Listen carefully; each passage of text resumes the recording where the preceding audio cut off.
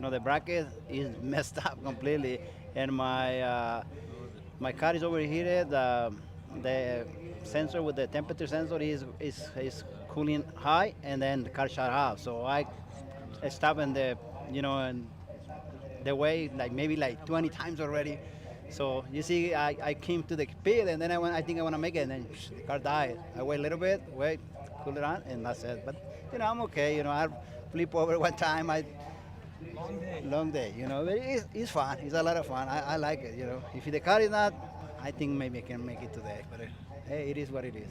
Well, it's good to still see you smiling out here. So you're going to call it for the day. You're done. We're going to stay here at Remote Pit. Or you're going to Probably, maybe I want to see if this guy he can fix the drive shaft, and maybe I want to try to make at least the second lap.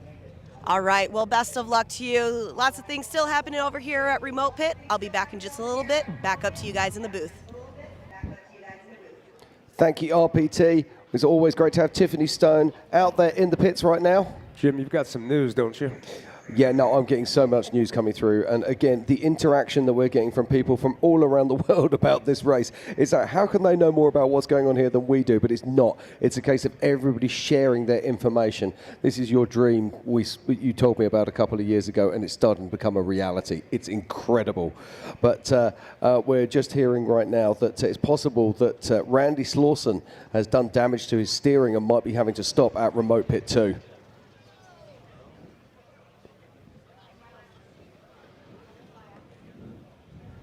Randy's got bad steering too, or just Paul? No, I'm hearing it that could be Randy. Okay, and did Paul leave Marcos's car with no steering, or he's still working on it? He's still working on it right now, Dave. Yeah, so we're still seeing Paul Wolf work on that car. We are being told that Randy is possibly stopping at Remote Pit 2 to swap in another steering ram. And then big news is we still have Lauren Healey tucked in behind there as well. Yeah, and that came from Ben Napier, so our event director. It's good authority. Lauren Healey's still stopped. I'm also hearing that Paul's now talking to his wife on the live feed, and he's telling her that he can't fix it. Or he's watching a Chris Fix video. Hey guys, Chris Fix here. Here's how you change a steering line on a UFO 5 car. If you guys clap loud enough at the fire, maybe Paul can hear you anyway. Maybe not. Oh, God. I really hope he's not out. I really hope he can fix this. I mean, he's still got to get that car out of it, and there is spare parts, literally, he's sitting on right now. Right, who's this? Is this? I'm getting an unofficial statement that Paul started to fix it, and he believes that the actual ram is bad, not the line. So it may be a situation where he'd need to completely disassemble the entire steering ram out of that other donor car. Mate, Ian, your dream has come true. What's Look, that? everyone in Dixon flannel. That's so nice. We all match, don't we? 20th anniversary King of the Hammers Dixon flannels. Oh, yeah. Now, joining us in the booth, of course, is our great friend, Miles Hasselquist. Now, Miles, you've been in the pits all day, getting all the stories, seeing all the action. What's been happening, bud? It's been an absolute wild day, and who would have thought that we'd be still racing here without a Keen Crown? It's been a lot of fun. You guys have been doing a great job all day. It got busy during the day, or the midday, but then the last couple hours have been pretty quiet. Right at the cutoff time, Tommy Dykstra did cross the line, but then he just called it, and he's like, the car's just not good enough to go back out. Paul Horschel, I ran down to him, and he was having some transmission issues, and the team was kind of like, I don't know, what are we going to do? And Paul's like, we're going to go out until the car doesn't go anymore. So there we go. He went back out, caught up with Bailey Cole. He was looking for brake lines, got them. I'm not racing, all of a sudden he takes back off. So it's definitely been a wild day. I know Pip Justice is down in the mix down there. Not supposed to be. No, that's actually a miss. So the tracker made a mistake. Yeah, okay, I take that back. So his tracker didn't ping correctly, so he was on lap 3. Okay, so good to know. He is on the correct lap, the best of my knowledge. But how wild is this? Dave, you guys put on one heck of a course this year. Absolutely insane. I love being a part of this. Thanks again, buddy. You're welcome, Miles. I hope somebody finishes before it's a great course. I'll give you that. Right now it's a little too, yeah. So is that? Just trying to work out who that is right now. Is that Lauren? I can't see it can be Lauren because the spare wheels are wrong. Chassis. Look at the back tire hanging off the back. Yeah, I wonder if that's Justin Wicks. Could be Justin Wicks. We saw him just a little bit earlier. I have Randy stopped again on course. The top 3 cars on course, top 4, because Tom was also stopped. Yep. The top 4 cars on course are all stopped. That's insane. And Justin Wicks is also stopped in Lasernote Alley, which is the car you're seeing. And now he's just moving. So that's 5th place on course, and he's the first moving car of those 5. I was sitting out there at the start-finish waiting for our finishers to come in. That's obviously going to take a little bit longer. And I was all bundled up, come up here in the Griffin Radiator booth, and it's a little toasty up here. This feels a lot better. We got some heaters up here. It's pretty sweet. I'll take it. It's pretty sweet, buddy. Yeah, we got some heaters cooking up here. Yeah, this is absolutely insane. Our top 4 cars on course: Randy Slauson, Paul Wolf, Lauren Healey, Tom Ways. Right now, all trackers showing 0 miles an hour. But what this is not 0 miles an hour right now. This is this still Wicks? Yeah, I think that is Justin Wicks. So that's Justin Wicks. Now I'm just looking back down towards Bullpen, and I can see that the car number 178 of Aaron Smith is starting to make his way up the gully, but it is still a car lot down in the bottom there. So many cars have ended their day down there. It's going to be a wild night for our recovery team, that's for sure. Yeah. Yeah, Justin Wicks currently, and he's moving. This is the only car that's... Is just Josh Byler? I would it's very possible. Oh, that's one that we don't have on a tracker that we're wondering where he is. Yep, absolutely. So Josh Byler is still, could be still moving. I think that is a Miller car, yeah. So that could be Josh. We don't have him showing up on our tracker anywhere, so we've been trying to just keep eyes on him. There is somebody walking behind them. I'm assuming that's the co-driver. Yeah, that sure looks like Josh Byler for sure. Yeah, so that could be our only moving car in these top 4 cars that are on course.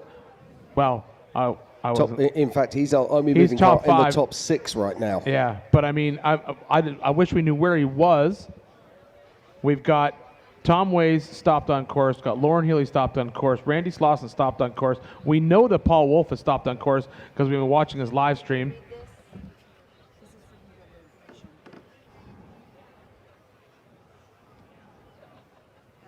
I don't suppose there's anybody out there who has only just joined us. I'm sure you've been glued to your seats all day.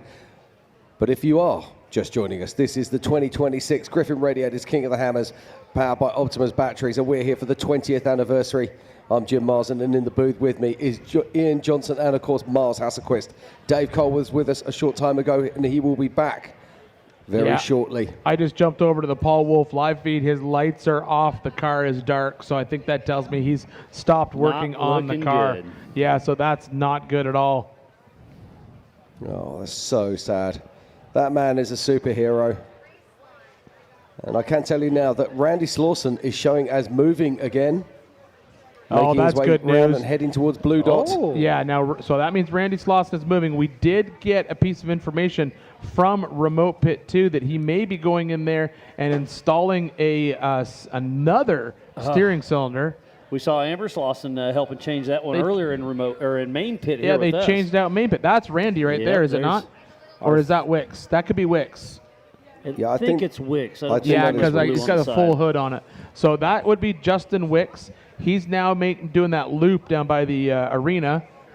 That's that super, super hard trail that we've seen everyone just basically go up in and just hate themselves for driving in there and really question why they took up this hobby.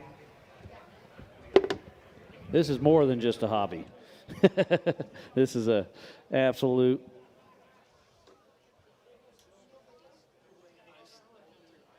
Yeah, and there's people we keep saying it, but there's people all around the world watching this. I'm getting people buzzing in here from Portugal, from Malta, from Germany, from Sweden. In fact, we've got some Swedes over here watching this race. There's so many people. Australia, I've even got somebody, you're not going to believe this, I've actually got somebody from Mongolia watching this. Absolutely astonishing. Is that Randy Slauson? Look at the... That could be Randy. Yeah, because he normally runs that half hood, Jim. Half hood on there. Bonnet. No, don't, Miles, don't you be trading teams on me here. No, I got you. So, yeah, I think that's Randy. We've been slowly seeing him work his way through. Racers working with racers. Time is money, and there's no easy way to build it, retrieve it, or transport it, helicopters are the cost-effective solution. HP Helicopter solves complex problems with helicopter solutions. What usually takes weeks or days, we can accomplish in hours or minutes.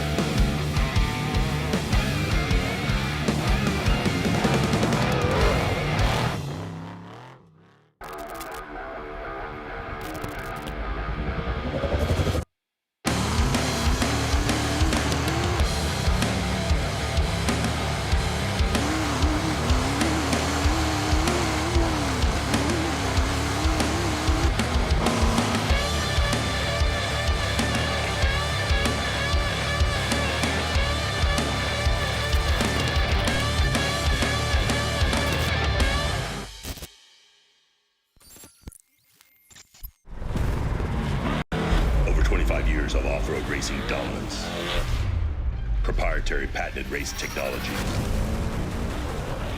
proudly made in the USA, unparalleled customer service and support,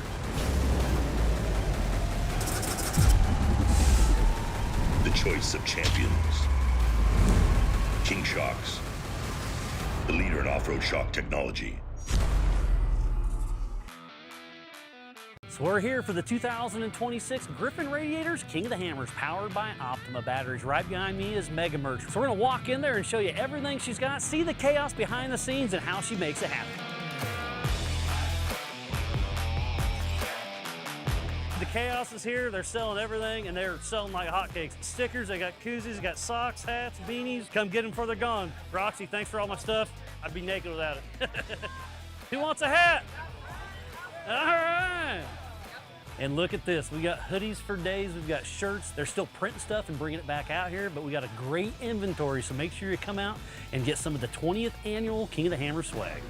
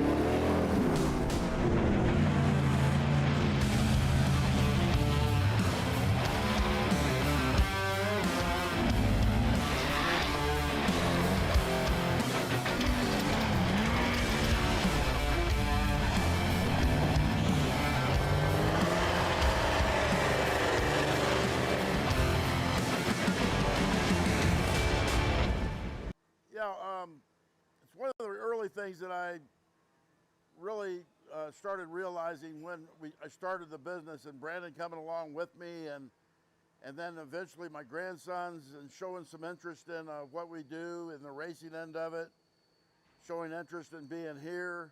They're still in high school and young, and want to let them do whatever they want to do, but it has given us a lot of opportunities to grow our business beyond us and to our family. I feel like the guys that work for me are part of our family too. I really, in today's world where it's really hard to find the labor and the skill that we need to perform, that when we do find somebody, we sure don't want to lose them, and want to make sure that I take care of them in a substantial way, that they can take pride in this place just like we can. That's evolved into selling product on all the continents except Antarctica, but we have sold quite a bit all over the world, and we still do that to this day. A big customer base in England, Germany, Indonesia, Australia, all of Europe, South America, and I believe nearly all 50 states. So we have grown to be a pretty substantial business in the world of off-road racing, off-road motorsports, and general recreational four-wheel drive type sports.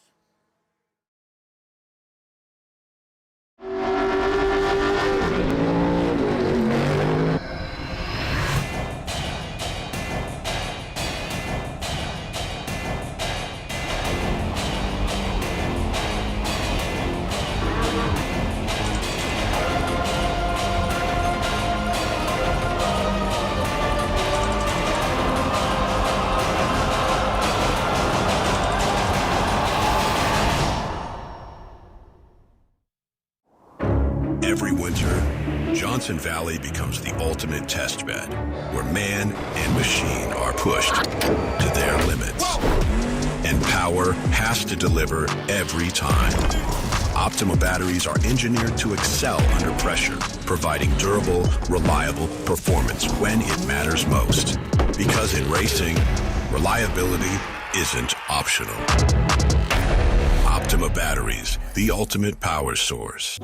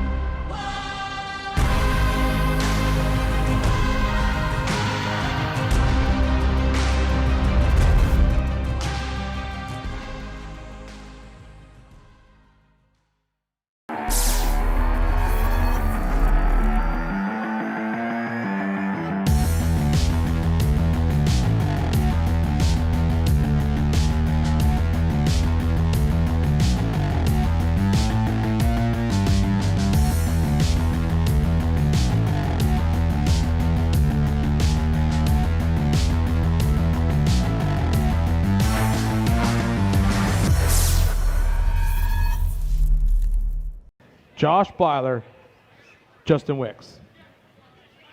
And then back to Aaron Smith in a bomber going up the bypass of Jack right now. Is the next one I see. Wow. And he's way down there, isn't he, Dave? So on that note, you can say right now the top 3 cars running are solid axles. Are all bombers. Don't forget about Bler. Bler. When I'm not okay. So top 3 known running, and then Bler in a Miller chassis. We need to find a way to start getting. We still don't. Yeah, as soon as we can start seeing him, we'll know. But we haven't. We know he's in that mix. We just don't know where. What a wild turn of events it has been. The 20th annual has proven to be a tough one, Jim. Yeah, the last visuals we had on Josh Bler, he had made his way round the 5-minute trail and he'd made his way back down to the arena and was heading up to Mark's Mile. I'd guess he'll be coming into the trail that Lauren Healey is currently stuck in. That makes him second on the road. Well, not second on the road. Paul's still second on the road right now, and then Lauren third, and then Josh Bler, we're assuming, is in there. So second on the road moving. It's incredible finishing this race in the dark. Winch up or burned his batteries up or something? Yeah, we're really not sure. We're wanting to get confirmation. Right, here is 3, 2, 1. This is Tom Ways. Tom Ways, of course. So this is where we saw everyone before. So this is where winch point. Randy Slauson had the issue with his winch, correct? Well, we don't know if he had an issue with the winch because he didn't get through. Yeah, Dave assumed it was dust. I assumed it was dust. Jim, winch guy, said it was, the winch was burned up. Trying to sell winches. There was nothing moving on the tires. Exactly what he's like, oh, you need my winch on there. But yeah, it was, but this is that spot right there. But it doesn't look like Tom is moving at all. I see him moving around inside the car. And the winch line is still slack right there. Yeah, exactly. So we can only surmise there's some kind of electrical issue going on here, and hopefully he can get it fixed. Well, I think his co-driver's climbed up there somewhere in Narnia trying to find. He's right up there, Dave. You can see him at the top of the screen. He's trying to find a good anchor. Yeah, I think you're right. He's at that point where I said if Lauren goes in the hole, he's going to be hard to get out of. That's the hole, right? He needs to be 15 feet to the right from there. Yeah, so that's the hole that we saw. That's why he's winching up there. That's the hole that we saw Lauren drop in because Tom Ways was over on that right-hand side. Or Paul Wolf. Or sorry, Paul Wolf. Thank you very much, Dave. Yeah, Paul Wolf was right where the co-driver is. He was up on that pivot rock, and this is where we saw Lauren drop into this hole. And when Lauren was in this hole, that's where we saw Josh and Randy pull a pass on him. And just imagine all those shadows trying to figure out where put your foot placement, trying to get them up there. And there's a bomber heading up. Is that Wicks or Slauson? That would be Wicks going past Raul Gomez. Raul Gomez is in Dirty Love. So that's Wicks going up Dirty Love. Yep, that's his lights. When he gets to the top of that ridge, he turns left and heads back towards Hammertown again. That's an incredible shot.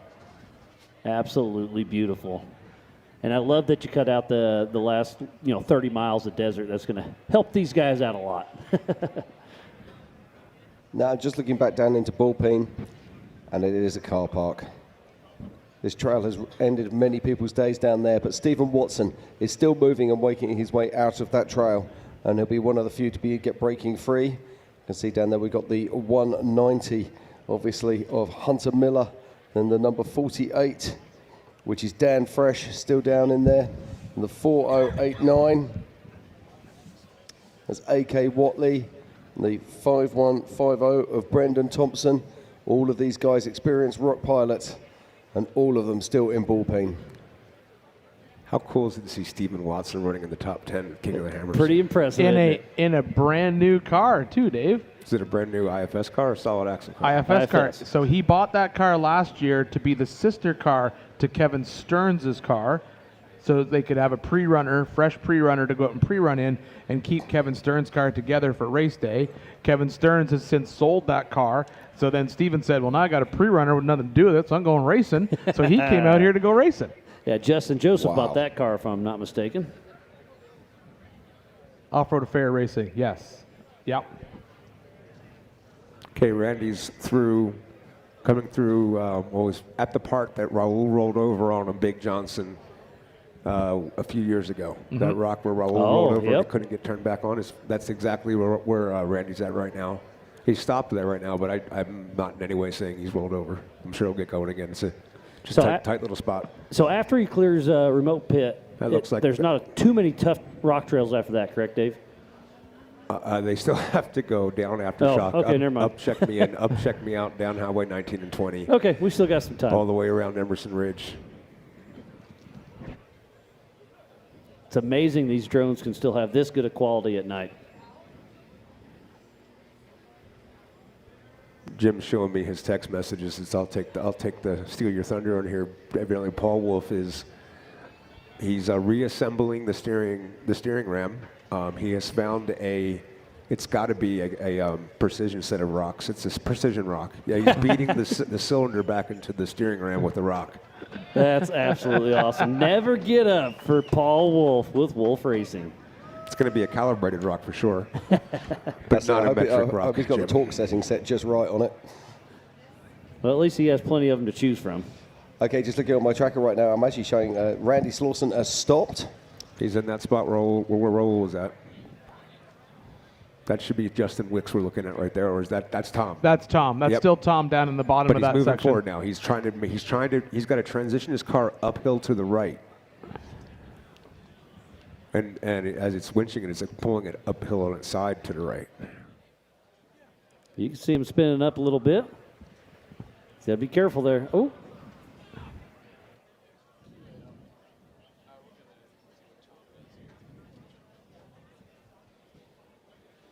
Yep, now he's going to make that transition back up on that right. Where the smaller rocks is to the right of his bright headlights is where he wants to be. Yep, see him pointing up that way? Yeah, he's saying, you want to be way over there. But unfortunately, he's going to follow. I guarantee he follows the winch line. Yeah, they're going to have to reset that winch line a little bit. Well, as we wait for Tom to reset this winch line, we're going to take another look at a great piece that was race you. Race you on dirt, sand, snow. Race you through this, over that, all day, all night. Race you on 4 wheels. 1 wheel. How about no wheels? Race you with the world watching. This guy watching. Race you to the summit. Maybe not that summit. To sub 7. Any event, any terrain, any time. Race you.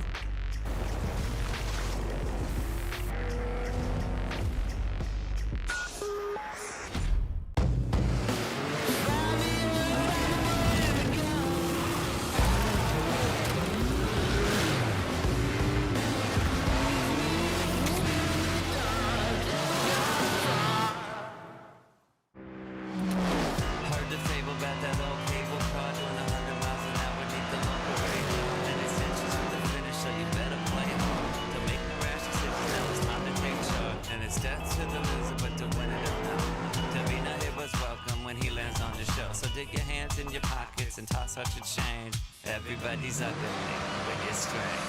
Mister, please, won't you listen to me? I saw myself put a kiss on the cheek. Whenever someone asks, "How was your weekend?"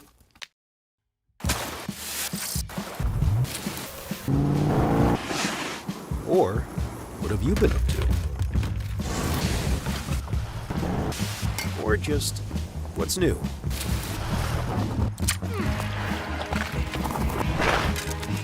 Have a good answer.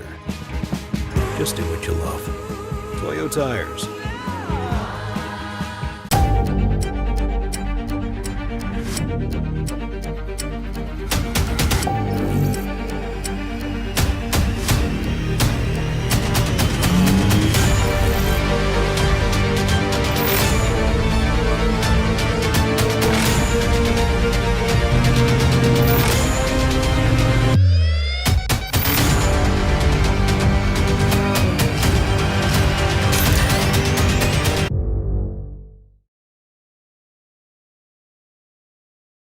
The movement, apply for scholarships, and make a donation, visit the JessiCombsFoundation.com.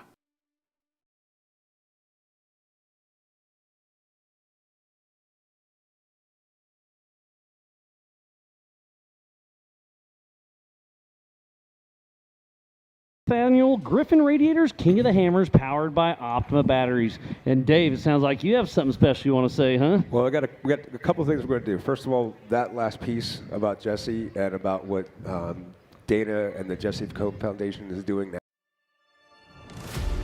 There are dreamers, and there are doers. And then there's the rare ones who are both. The ones who can hold a vision in their heart and strike an arc. Turn a wrench, take the wheel, and make it real. They are the trailblazers. And Jessi Combs is their North Star. A builder, fabricator, racer, rider, and adventurer. Proof that greatness is built, not bought. She raised the bar as the fastest woman on Earth. And while speed was the goal, inspiring courage was the mission, both in herself and as an example for others. Courage to push past limits, and her momentum didn't stop when she did. Through the foundation that proudly bears her name, her mission lives on, to educate, inspire, and empower the next generation of trailblazing women in the skilled trades and motorsport. This is the new face of blissful grit, the next generation of trailblazers. Because blazing a trail isn't just about being first, it's about becoming the version of you that makes you the only. The one who leaves space behind you for others to step into and follow. These women earn their skills, they conquer the terrain, and then comes the moment when everything changes. The inflection point, when the safest route isn't the one mapped in your heart, when you veer off the familiar path and choose as a leader to forge your own. Because when you find it in yourself, you can bring it out in others. That's how sisterhood is formed, as a living bond forged in action, strengthened through adventure. If you're hungry to learn, if you feel called to inspire, and if you're driven to empower, you belong here. And if your dreams are big enough to scare you, you really belong here. This is a place to grow, a place to roam, a place to become.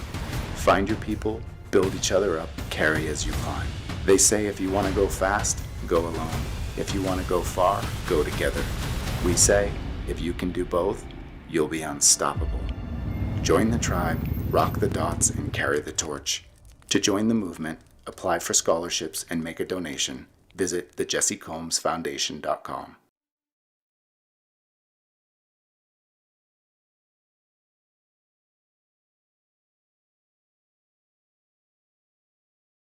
Absolutely insane. Huge shout out to my co-dogs and stuff.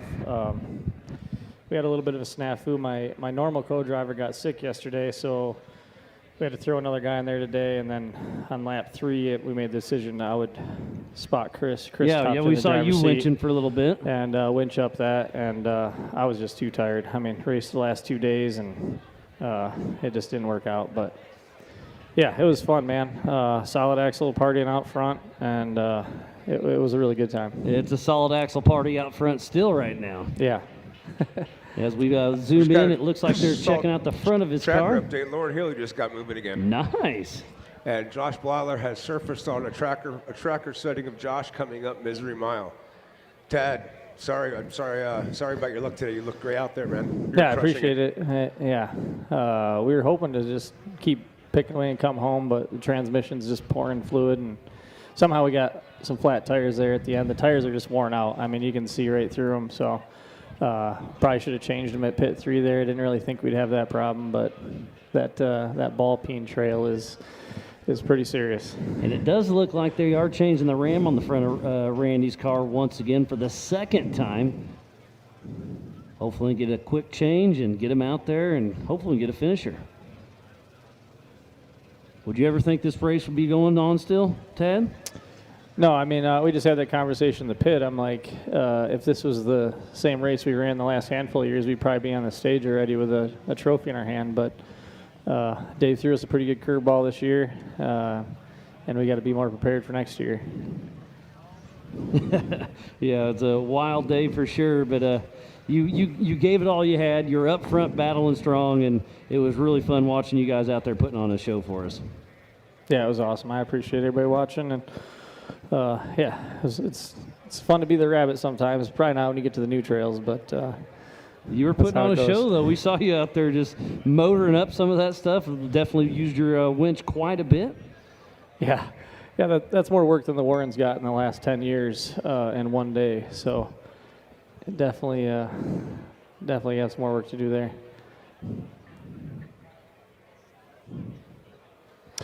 Well, we're watching Randy Slauson at the moment, and he is in the remote pits. We've got Tad Dowker in the booth with us. Now, Tad, it was an incredible run out there today. I mean, when you made your way out onto lap 2 and you had that lead, what were you thinking? I was just trying to stay calm. They grade you in, tell you're leading King of the Hammers, kind of hit you. And we're just trying to be clean. You were leading it for quite a while. Yeah, I know. You try not to think that far ahead, right? You just try to take it one corner at a time, one call out at a time. And, even in the desert, we were just trying to, that's probably the hardest I've driven that car in the desert. You got IFS cars chasing you down, so. Yeah, it's hard work out there, but your pace was fantastic going through those trails. We were chatting to your good buddy Chad Hunt earlier. He was telling us about this 42-inch tyre technology and how it works out there on the trail. It's incredible, isn't it? Now, last year we saw the Gomez brothers coming back into the pits and taking off fresh rubber before they headed out onto lap 3. And we were all sort of like, a little bit jokey about it. But we've seen Paul Wolf and Lauren Healey completely tear their tyres up out there. You're coming back and telling us, your tyres are done as well. Is this going to be a new strategy that everyone's going to have to adopt as they come into lap 3 in years coming? Yeah, I think so. I mean, the 42s are awesome in the rocks. They allow us to carry a better pace through there and take some lines we don't normally take. I believe that's Aaron Smith on course, still moving strong. But, I should show you pictures of our rear tires. There's sections where there's no tread. You can see the belts. So we probably should have changed them. We've never had to even think about that before. But, definitely something to think about moving forward. Yeah, I think that's Tom Ways we're looking at there. Yep, Brian and Tom trying to make their way on up through here. Still fighting that winch. Yeah, I think this race this year is going to certainly change a few people's opinions on their equipment, on the way they do things. And it's going to be interesting. It's going to see another growth in this sport, and we're seeing continued growth in this sport. Yeah, one of the most challenging things in these sections like this is finding a good rock to winch to. It's A lot of don't cut big your loose rope. rocks. Yeah, something that's big enough that you can actually pull on it. I mean, half time your winch gets sucked down in there and stuck. I think I cut my winch rope about 3 times today. And just tie a new knot, huh? Tie a new knot, yeah. We were planning on putting a new rope on when we came back around to the pit, but we saw Darian Gomez do that in the main pit earlier today, literally putting on a new winch rope. So here we are. We've got plenty of action on the race course still. And isn't this amazing? Only a few short years ago, we wouldn't have been able to bring you any action when the lights go out. But right now, we are watching more cars making it. Yeah, this is Aaron Smith making his way down on course. And I'm looking out on our tracker. I can tell you, obviously, that... now, hold on a minute. Am I seeing that right? Is that Paul Wolfe in the remote pit? I think that's Paul Wolfe in the remote pit. No, don't get excited, It might not be. I'm trying to... No, I'm looking at the tracker. He's still right by the Gomez car. Yes, yeah. I just saw a 15 there, and I got excited. But he's still sat down there at the moment next to the Gomez car. Yeah, I'm looking at an accurate ping at 40, so Paul's definitely still with Marco's Gomez car. Yeah, those new trails, they're so loose, you know, they're not cut in, so it's you have to drive them very, very aggressive. It's crazy to watch everybody go through those, but yeah, you got to carry momentum and do stuff you wouldn't normally do and hope the bounces hit right. And it looks like somebody could be rolled over here. Yeah, that looks like there is somebody rolled over there now. Who is that? As we look down into that trail. Now, I was just watching. And we are going to see Justin Wicks. Totally digging the blinking vests. That's rad. Oh, is that Tom Ways? That's Tom Ways. That's Tom Ways completely upside down. Tough break for him. Now, Justin Wicks is going to be coming up on Tom Ways at any moment. And not a whole lot of places to go for Wicks. You were saying there, Tad, that there are people watching at home, so many people sort of like going, oh, you know, why didn't they just winch through there? Oh, why didn't they just do that? But when you're in those canyons, it's all fairly small rocks, and you can't winch to fairly small rocks. You need rocks that are equal to the size of the car that you have so that you don't pull the rock down towards you, so you can actually find an anchor point that'll actually drag you out. And finding a rock like that in these canyons is very difficult to do. Yeah, it's really, really difficult. And then even the shape of the rock, you know, you walk around the back of it, think you're going to go on there, and it's slanted the whole way. Pull your winch cable off it 3-4 times, go to a different one. So, you know, not pre-running those trails, not knowing where to winch, that really comes into play. It's shooting off your hip and making good decisions. But it sounds like Randy Slauson, our current race leader, is in remote pit. So RPT's got something. Tiffy Stone, what do you got? All right, guys, so we are seeing Randy Slauson, the 4448, in remote pit. As you guys can see right now, they're working on the power steering ram. They were able to take it off of Amber's 4800 car, bring it over to remote pit. Now they're installing it. Ben Napier is also here letting Randy know about the changes for the course for the rest of this time. If I can get a little update with him, or maybe I can grab Ben in here while we're doing it and see what is going on. Actually, Ben is going back to the co-driver right now, talking to them about what's going on. Now, we're going to see what will happen. Maybe I can grab Ben. Ben, can I grab you right over here real quick? So we heard that there's some course changes. You were able to tell Randy Slauson right now what's going on with this, and why was that course changed? Randy just said this is the most epic Hammers course ever. It's so epic, we're a little bit behind where we thought we'd be. We can't go up on the marine base all night, so we're sending them straight across, cutting the very top bit of the desert out and sending them home. Randy's running, I think Lauren's back running, so we have a race. We do have a race. We were able to see earlier Paul Horschel and Rick Lavezzo. They did time out on this, but you know, Rick also said for 20 years this is some of the best racing that he's had between everybody that puts this together. How does that make you feel? Oh, it's awesome. Dave and Justin, they built this rock track. It's a great event. Paul and Rick didn't even get to the hard bit. They're Ballpeen and Dead Blow, and then the arena. Wow, that downhill in the arena was just mind-blowing to see. Absolutely mind-blowing. All right, well, best of luck to you guys. We'll get out of the way to get the little together. It's been a race over here. You heard from Ben Napier what's going on. The first person to get back here, the first driver and co-driver we see right now is the 4448 of Randy Slauson. Back up to you guys in the booth. Thank you, Tiffany. What a wild turn of events it has been, and it's not over yet. Hopefully, it looks like they got that steering ram off, so they'll put the new one on. When they did it in the main pits, as I was watching them, it took them about, I'm going to say 10 minutes or so. Then they jacked the front end up and bleed the steering out and send him back out for his final little stint. And I was just off air, Tad, you and I were talking about just how insane this course is, and you were saying ball peen is wild, huh? Yeah, ball peen was, that was a game changer. I don't even know how long we were there, but I think I spent more time there than I did the entire second lap of the race. I'm not sure we didn't finish hammers in the dark before either. This is pretty crazy. Crazy it is for sure. We're just hoping Randy Slauson can get that fixed up and back and going. Okay, so we're back into action on the track right now. Now, is this Justin Wicks? I believe it is. It sure looks like it. Well, we know Slauson's in the pits, and Aaron Smith's car is all black. That looks like it has a little bit of color.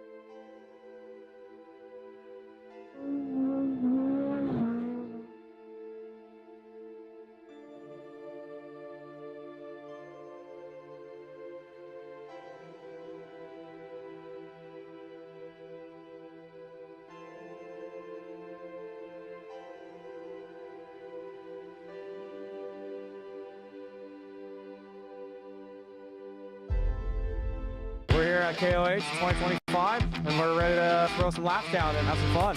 Yeah, El Monte came through, as always. It's a good setup. Having these little motorhomes and coaches is nice. You get a place to chill out, relax during the day, and get ready for race day morning, and you can't go wrong with it.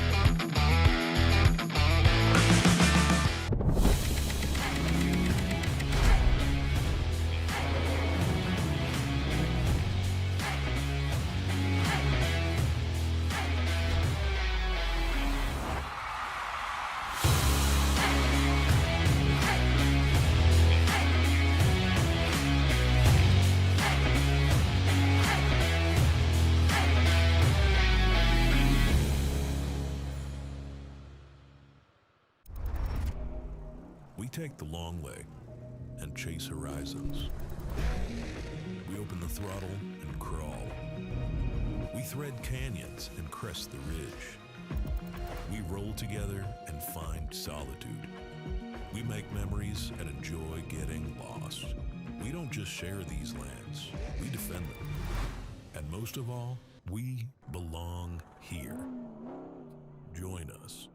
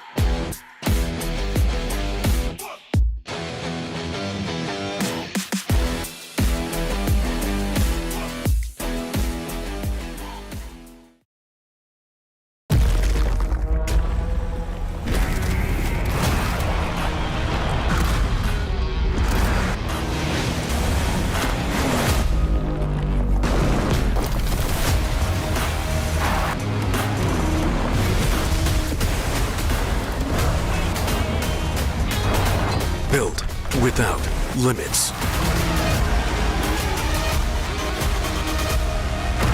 Dynapro, Hanguk Tire.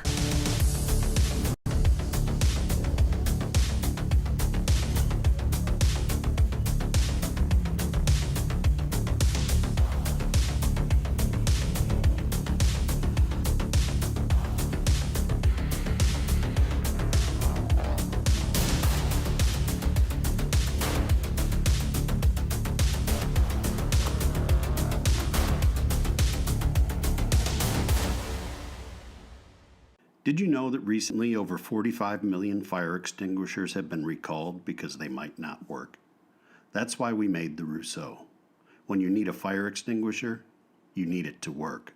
Find out more at rousseau.com.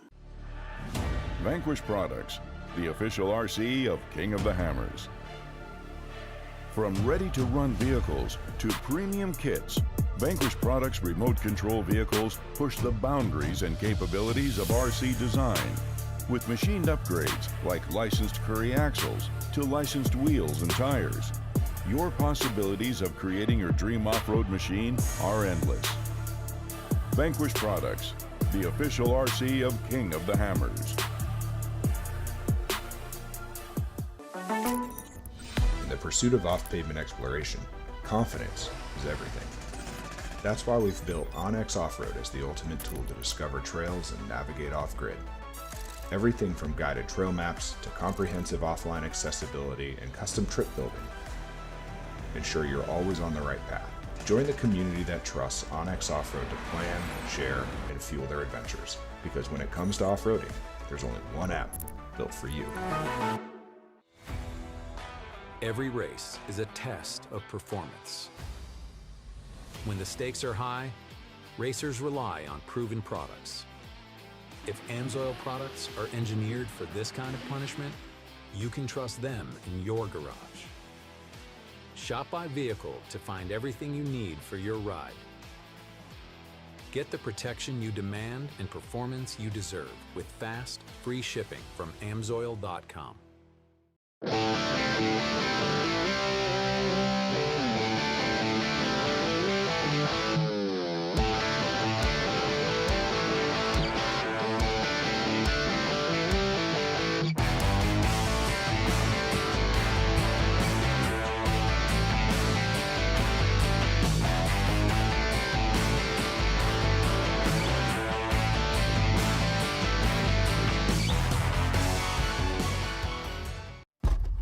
Treat the customer as your friend because he is your friend, and we want him to come back. I've done that all my life, and I pound that into every one of my son's heads, I think. I think it's there.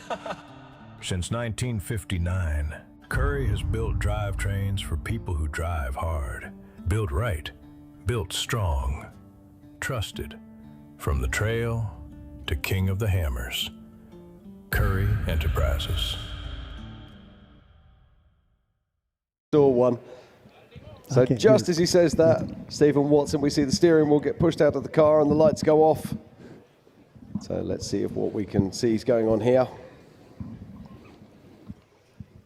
So you can see that co-driver there, and he drops his harnesses, and it looks like he's going to be getting out of the car. Yeah, and the driver's getting out as well. Oh, this is a tough break for Stephen Watson. He's been doing really well. He's made it past that ball paying trail when that trail has been absolutely devastating for so many cars. As I look out on my tracker right now, I can still see, I'm still showing as Lauren Healey not moving, although we have had people telling us that he is actually running on track. Somewhere out there, and should be coming up to Lauren Healey very, very soon, should be Josh Bler as well. But our current race leader is in the pits right now, and that is the 448 of Randy Slawson. And Randy Slawson is, as we saw earlier, fitting a new steering ram to his vehicle. And he should be going back on track very shortly. So, right, what are these guys up to? So we can see they've got the tool bag off the back of the car. Are they just changing a spare tyre? Or is it something more serious? Well, we'll have to just wait and see. It does look like they're getting ready to play with the jack a little bit, maybe.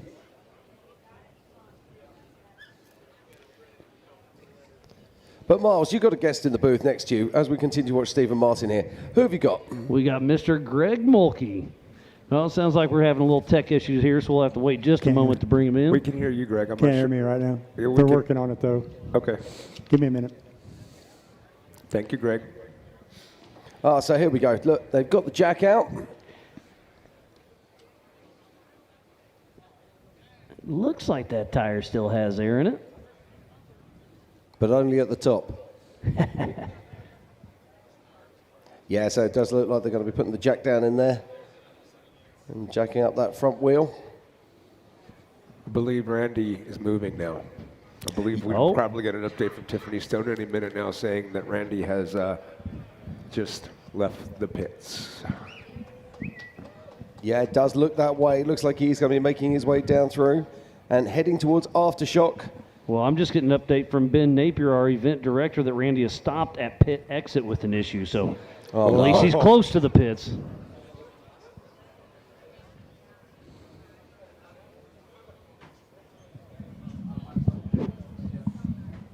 That's a car. Is that Tom Way still upside down, or is that a different car upside down? That's Tom Ways with Justin Wicks now catching him finally, right? Yeah, that's exactly what it looks like. So Justin Wicks there. Now, is Justin Wicks able to assist, or will he not bother, or will he keep pushing past? So the problem is Tom coming downhill any further is going to get into bigger holes and bigger holes. Really needs to try to go uphill, but I don't know if we can pull that off. Okay, I have got an update that Josh Bler has just gone past Paul Wolf. So he is trucking along, so he should be heading towards remote So pit. if he just passed Paul Wolf, then he's already passed Lauren Healey. Lauren Healey's not moving. Josh Bler is second on the road. We're coming into the pits in a few minutes, and Randy Slauson is at the pits. So two of the most iconic cars from Hammers, a Bomber and a Miller Pro chassis, are right now at the pointy end of this race. And I've got another update from Marcos Gomez. He said, what a day, we're all done. Best something else race ever.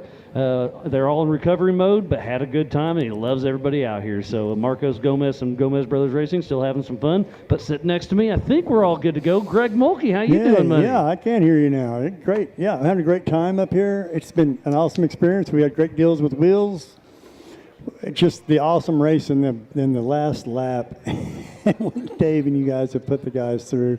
They earned their quarter today. Oh, for sure. It's been a long day, but it's been a great day. I can't think of anywhere else I'd rather be. Absolutely. So what do you got over there, Dave Cole? Actually giving some bummer news. They can't leave from the start line here to go try to take parts to Paul. Because you can't leave here from the start line's closed, that's my understanding. So just trying to help them out. They're trying to do everything they can to get Paul moving again. Yeah, like what was it, power steering on Paul? The Ram part. That got Jason Shearer too, didn't it? The Ram split in half on the front. There's been a lot of steering issues today. Yeah, crazy. Yeah, it was steering on Shearer, yep. Yeah. So Dave, here we are 20 years later, brother. How you doing, man? First day out here, I can remember it so well. I can remember the first meeting we had. It's just hard to believe that 20 years has gone by us, brother.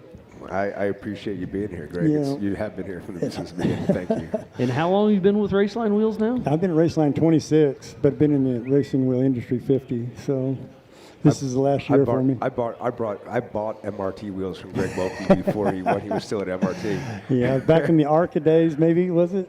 Yeah? Yeah, back in the ARCA days, man. So, yeah, it's been a great adventure with Mr. Dave Cole and King of the Hammers, and what a growing experience, and what the event and all your guys mature to what you guys are doing now is like, there's no doubt that it's the #1 race in the world. And just like that, it does look like Paul Wolf is back and moving. I got a text, and I'm looking at the tracker, so he's going to try to limp to remote pit. We'll see if he can make it there. Paul Wolf never giving up.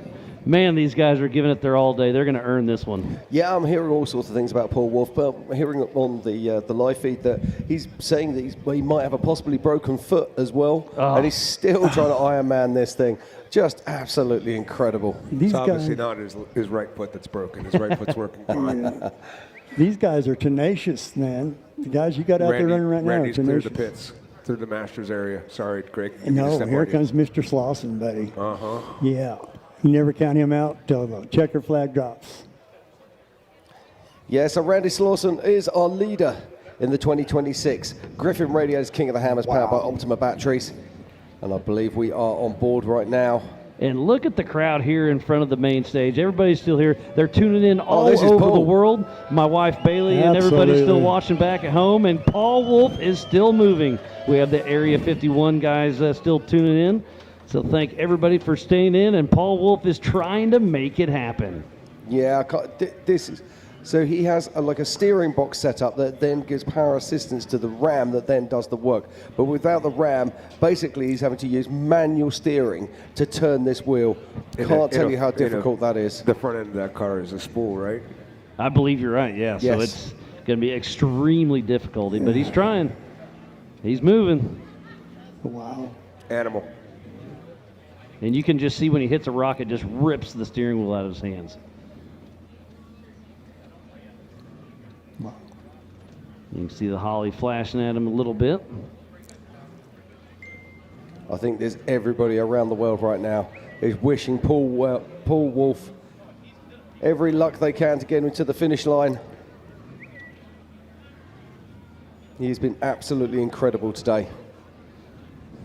He left the start line at 8 a.m. this morning and has been driving for 11 hours and 55 minutes. Go. Wow. Now, let's not forget he was on staging for probably the best part of an hour as well. So he's been in that car for the best part of 13 hours. And it sounds like we have another update from Remote Pit. Tiffany Stone's down there giving us an update on our race leader, Randy Slauson. Tiffany, what do you got? All right, guys, got another update over here. Thomas and I were running all the way from the Slauson pit, which is at the entrance of Remote Pit, and he had a problem before he exited here. We were running. Tell me what happened. We released Randy after changing the ram. He made it right to the end of the pit just before exiting, and they heard a bearing noise. So we ran from the, I don't know how far that is, far enough. We ran from down there all the way back up here. So one of the other race teams hopped in. They sorted it by the time we even got up here. They messed with it. Bearing noise went away. I think it's just a fan. We're sending them, and we'll see them at Maine. Now you guys know how. Now you guys know how I feel. I've been running up and down, up and down. Hopefully everything is good. I'll keep you guys updated with some more information, and you guys as well. I'll keep you updated with some more information. Back to you guys in the booth.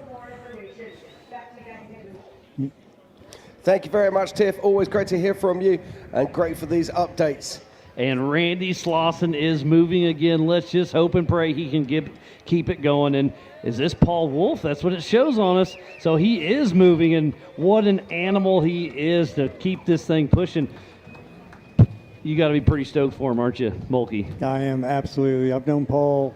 He was a rock bouncer in the UTV, just trashing everything back on the East Coast. And he decided to get in on this, and we had to be a part of it. This guy's, he's a brainiac thinking guy when he races. It's incredible.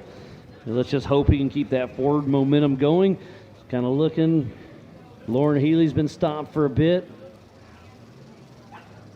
What's your favorite moment in King of the Hammers? And then on top of that, the craziest place you've been because of being in the off-road industry? Wow. This is the craziest race I've ever had to experience, and I've been through dirt track racing, mud bog racing, circuit track NASCAR racing. Been down in ball. This year is the biggest family atmosphere event I've ever had to be a part of, and it helped me make a living for 20 friggin' years. We sold a lot of wheels out here on this lake bed, proved a lot of points, and learned so much about wheels and racing. Everything has evolved so much with what you've done here, Dave. From starting what you did, you've made it through 20 years. Not too many people could stand beside you and say that, dude. So I give hats off to Dave Cole, man. You've made it this long. You're still at it. Appreciate you, Greg. Thank you very much. No, absolutely, man. Now, you want to hear the funniest thing I ever did? You're going to love this one. Do you remember the sound of the airplane? Yes. The funniest thing, I could...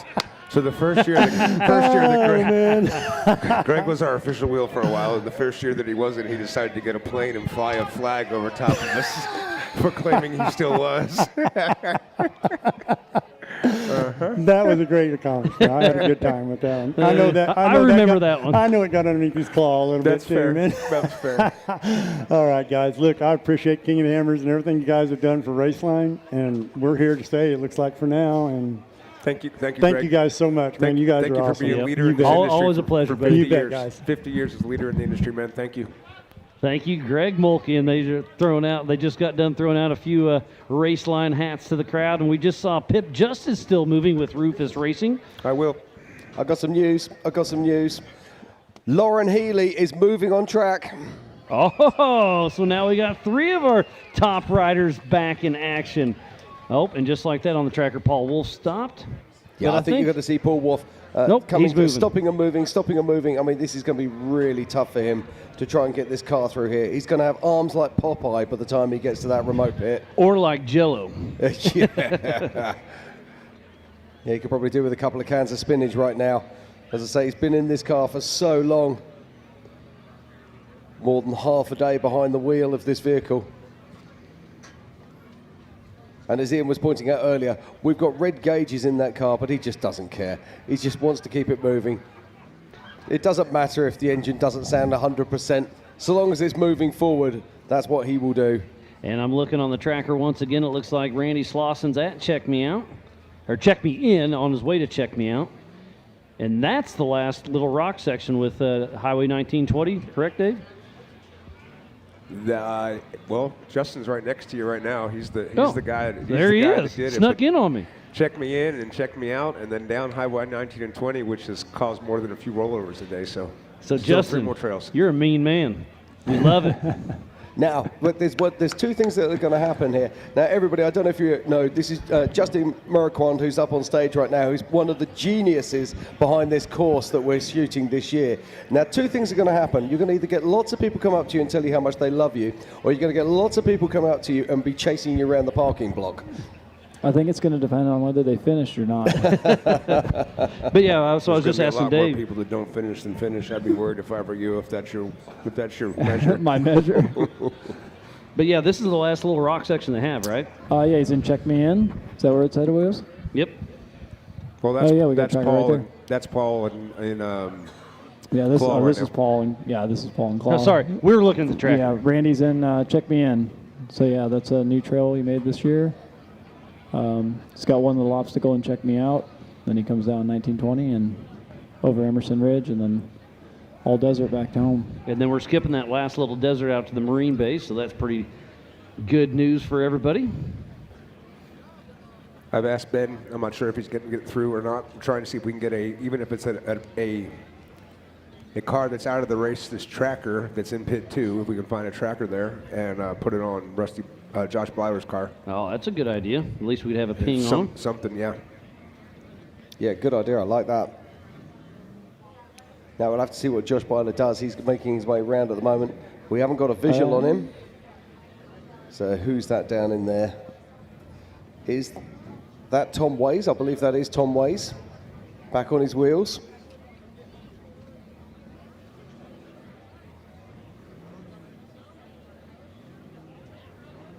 Let's see Paul Wolf going backwards there. Just taking another line maybe.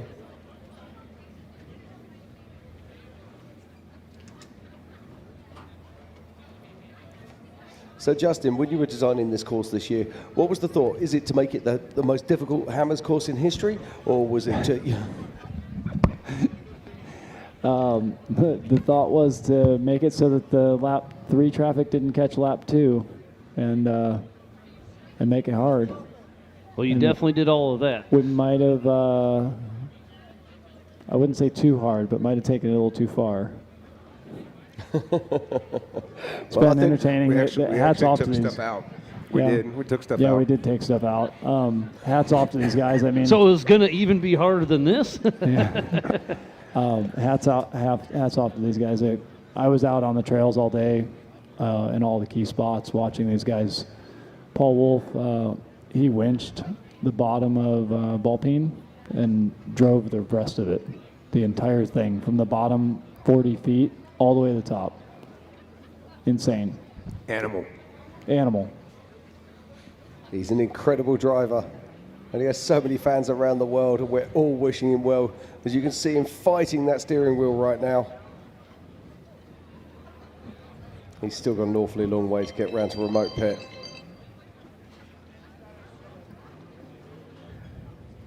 I mean, driving these trails with a good car is difficult. Driving them with a broken car is almost impossible.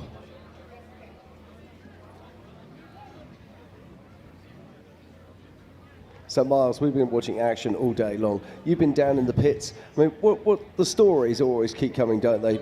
Teams helping other teams. Oh, yeah, we just saw Randy Slauson in the remote pit, and there was 3 or 4 different teams rushing over, and it's just incredible what they can do to keep everybody going. And yeah, here in the main pit, it's the same thing. And just before I came up here, I saw it's Sky Johnson with the SXOR. They were pitted on the other side, and they knew on cutoff time to head out for lap 3 was being close, so they drug their pit all the way around so they could cross the finish and start lap 3 before they pitted. Like, just the strategy is incredible. Uh-oh, Dave's got something for us. Wow, Dave's just showing me a picture at the moment of Lauren Healey's rear tyre, and there is literally no tread down to the belts. Straight up burnout contest. That was when he was over above idle issues, I believe. That is correct. The crazy thing about that is the technology that still keeps that tyre inflated. Absolutely remarkable. It's literally smeared the belts. They're not even like belts anymore. It's just one big piece of metal getting all melted together and still holding air. Told you, Nitto. Yeah. Portuguese never flat. How have I haven't been able to watch much tracker stuff. How have the dirt hub and trackers been working, Dave? The dirt hub trackers have been amazing, and I think we need another person. I'm naming a lot of names today. Justin Marquand actually built those boxes. He designed the initial 3.0 firmware. Are any of the ones that don't have Starlinks working? Like, is Randy's moving on dirt hub? We've had many trackers moving without dirt hub all day, without trackers, Without Starlink. Yes, off the mesh network. Off the radio. Yes. Sweet. And that was directly Justin's programming. So as long as you're making him diabolically responsible for the trail, he also is responsible for making the tracker be rad too. Glad to see the mesh network working. It's been a heck of a year.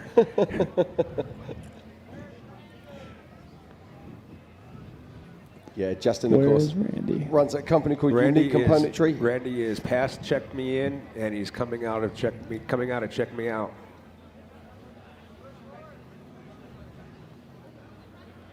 Josh is not on tracker right now. Lord Healey is stopped going up Clawhammer still. He's gotten past Paul. Lauren is past Paul. Both stopped though.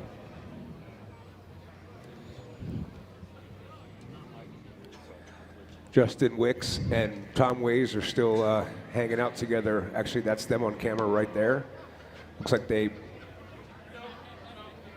they get Tom's car kind of righted? Yeah, it looks like it. So is this trail's called the 5-minute trail? Yes. I can only imagine why it's been named that. It's not accurate.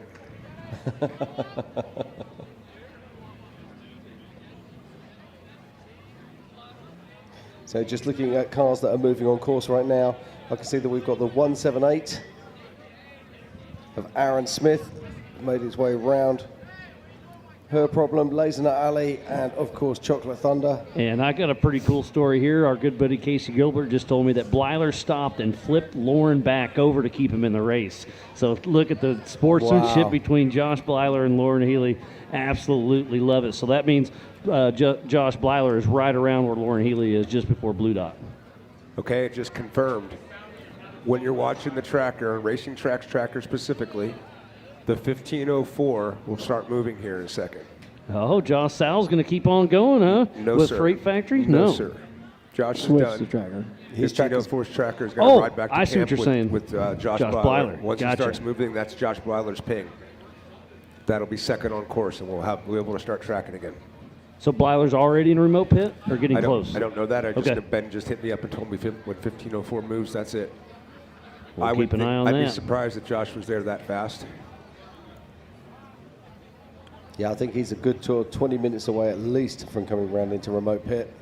And all the time, Randy Slauson is making his way back down and round and onto Highway 19 and 20. He is, yes, he has finished. Check me out. The lower part of it, he's gotten to just the basic climb part. You won't have any problems. Yeah, it looks like he's through the pinch rocks there. Yep. But Highway 1920 is still pretty tricky, right? Yeah, there's a few rollovers coming down. All the downhill rocks are in play, and there's some of them that are rollovers. That's where Bailey rolled over. Okay, that's where it got fired. Yeah. Yep. So has Paul Wolf bypassed his ram on his steering? I missed the story there. Is this it was full blown manual? out. His ram has bypassed his ram. But he's full manual right now? That's what it Yes, looks like. Yeah, the cap is blown off. He's driving a rack and pinion, that's it. Yes. Oh, but on the UFO, they have like a steering box set up rather than a rack and pinion. Oh, and a swing set? Yeah. So that's what gives them the reliability over a standard rack and pinion. If I got that wrong, I do apologize, but I do believe that's what they have in the UFO. Either way, looks not enjoyable. It looks like a long night, a handful, for sure. Literal handful. And he fought engine issues. He had to keep topping off the transmission and his engine with oil. So hopefully that doesn't bite him here, but he's still pushing, trying to make it happen. Paul Wolf, absolute animal. Oh my God, yeah, he did. His GPS is gone. His GPS just disappeared. That's not good. Talk about losing your tractor, but when you lose your GPS, it's even a little more hardcore. Especially in a single-seater.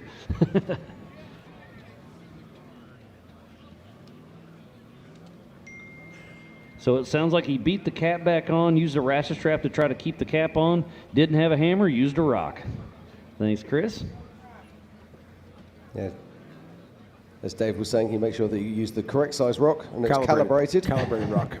You got to get the torque specs just right.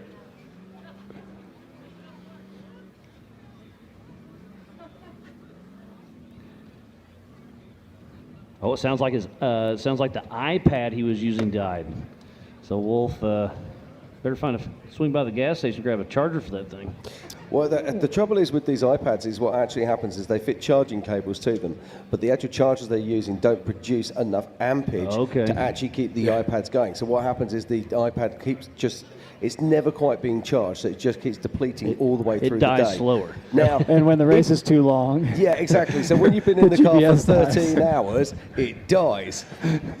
So what you actually need to do is make sure that you're using one that produces more than 5.5 volts, and then that should cure the problem. But most of the chargers that you use are only around about 2.8. So that's the issue. Dave, where are we thinking? This looks like he might be in Nightmare now. What are we thinking? No, he's still just trying to get out of Claw, or it might be a Nightmare, yeah, but he's still trying to go up. Yeah, still trying to go up. Looks like a little shrubby for Claw.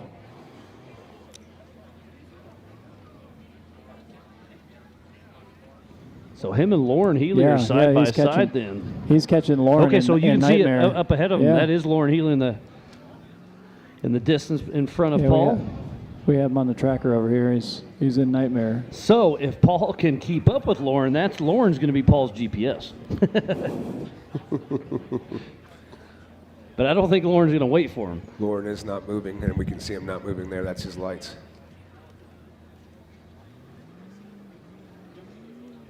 This is incredible. You talk about the hardest race in the world. This is absolutely it for the 20th annual Griffin Radiators King of the Hammers, powered by Optima batteries. I'm looking further back down the track and just coming past Dirty Love and going into Tortuga Blanca. It does look like we're going to have Anthony Smith, and then he'll be working his way around and up and into the 5-minute trail.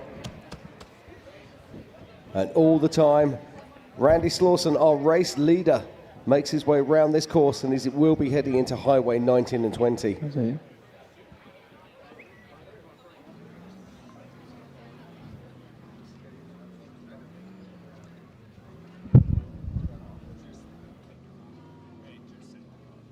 So we're still on board here with Paul Wolf, and he looks like he is actually coming up on top of Lauren Healey here. And we can see Lauren Healey's co-driver out of the car.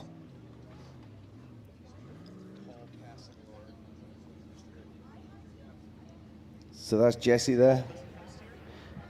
And you can see that blinking red. That could be his transmission getting hot from back and forth, and now he's waving at Lauren Healey. So it looks like that's Jessi Amix. So look at that, trying to help each other out. So that's Jessi Amix, Lauren Healey's co-driver helping out I've Paul. got a feeling that Paul's got to winch Lauren backwards here.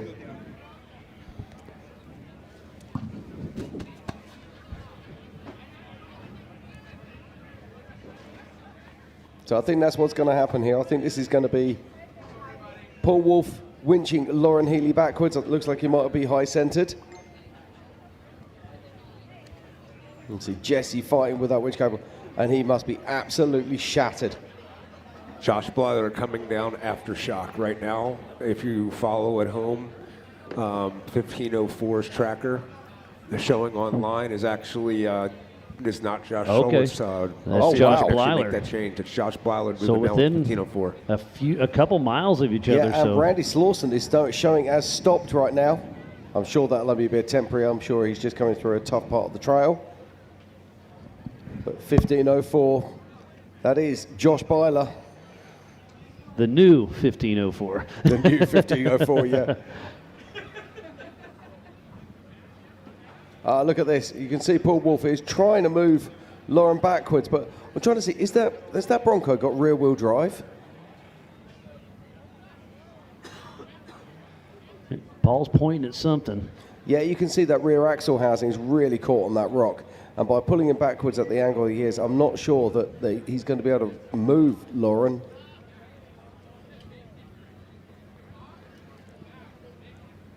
He might do better to go forward and try and pull him off of there. But remember, Paul doesn't have much steering in there, so that's going to be tough to try to make a tricky pass. He just has to kind of drive by Braille and let it go where it's going to go. Yeah, now, Ian was mentioning earlier about that red gauge. Now, these gauges, or if everything's working correctly, they should be showing green, and then they show red if you have a problem. That gauge has now been red for probably about 4 hours. So something's getting mad here. But whatever it is, it still seems to be doing it. We hope it continues to do it. And on the tracker, Justin, is this a tough spot in the Highway 1920? Because it does show...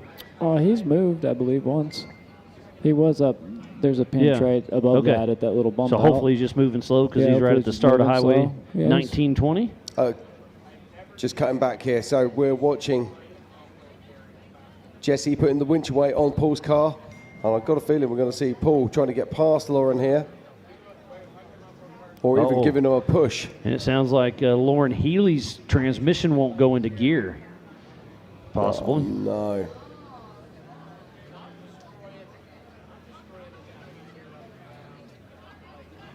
It's heartbreaking for these guys. These guys have worked so hard today. I mean, they are absolute superheroes to be out there on this course. And what they've done is just incredible. Totally and utterly remarkable.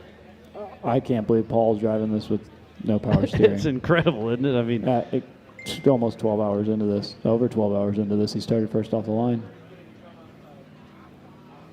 Yeah, Paul Wolf left the start line, I think it was 8:04 this morning. His total race time right now, if I just have a quick look at the scores on the doors. Like 12:18? Yeah, 12, yeah. Yeah, 12:18. Yep, getting double confirmation that Healey lost his transmission. Such a bummer for Healey. Man, what a brutal day it is for all of our competitors. That car has been so impressive on this course. What it's been through. You could write books about what's been happening on this course today. Not a book. I can't books. remember. I can't remember everything that's happened today. Yeah, it's been crazy. a long day, but it's been a great day. Do you know what? I look back and I think back to Jason Shearer when he retired from the race with Mike Kim, and that seems like 3 days ago. I'm now wondering if they'd actually, if they're now sitting there thinking to themselves, oh, you know what? I wish we put a steering rack in that thing. It was crazy to me to see 5 cars in Ballpeen. Oh, when they're doing a little 180 loop? And they're all like, and then every single car there was in it. And they were within Is that seconds. smoke or dust popping up? Hopefully that's just dust.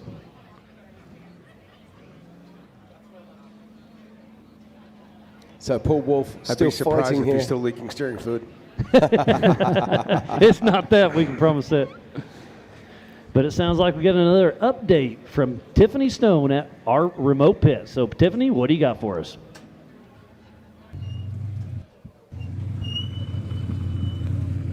All right, guys, so we're seeing the number 41 of Josh Bler come in. They are changing his tracker right now. Got a chance to talk to Ben Napier. They are giving him credit for the tracker time.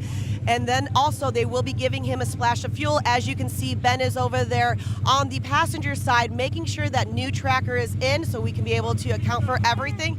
He is clear. They are going to get the fuel right now. All the hands up. Just a splash of fuel according to the team. I don't think anything else is going on right now. This would be our second physical leader making it through remote pit 2. I'm sorry, remote pit. And other than that, the team is in good spirits. It's pretty dark over here. We're losing a lot of teams, but we're going to see what's going on. Now we just lost some power. We're going to find out. Thank you very much, Tiff. Now, Justin, you were just pointing at the screen there and looking at something on the tracker. What do you got? Trying to refresh tracker here and see if Randy's moving or not. Now, I'm showing Randy is moving right now on Highway 19 and 20. He's definitely come past the point that he was stationary. And we're looking at the 1504. Now, if you're looking at 1504 on your sheets. Yeah, but it's not. It's because Josh Bler is sitting in the pits. So I got a text saying from Ben that he put 1504 on 41, but 41's still sitting there, so in the pits. So we're no. That was a recorded interview. It's already happened. Look at that. Then let's feel comfortable. 1504 is Josh Bler. Then 1504 is Josh Bler. Yep. And he is getting closer to aftershock. Yeah, Randy's definitely moving there. Yeah, he's getting closer to the top of Highway 1920. So we have got two cars that are making a break from the remote pits and heading back towards Hammertown. Now that's something I've been wanting to say for about 6 hours. So Aaron Smith is now catching up to Justin Wicks and Tom Ways in 5-minute trail. And outside of Lauren and Paul, that's where the next group of cars are still at. Has anyone else gone past Tom Ways up 5-minute trail? Not that I don't think so. I believe he is. I think there's a line still right up to the right, but I think they're still trying to roll him back over. And I have got some good news as well. Stephen Watson is back up and running again and made his way around Tumbleweed and will be heading into Lazenut Alley next.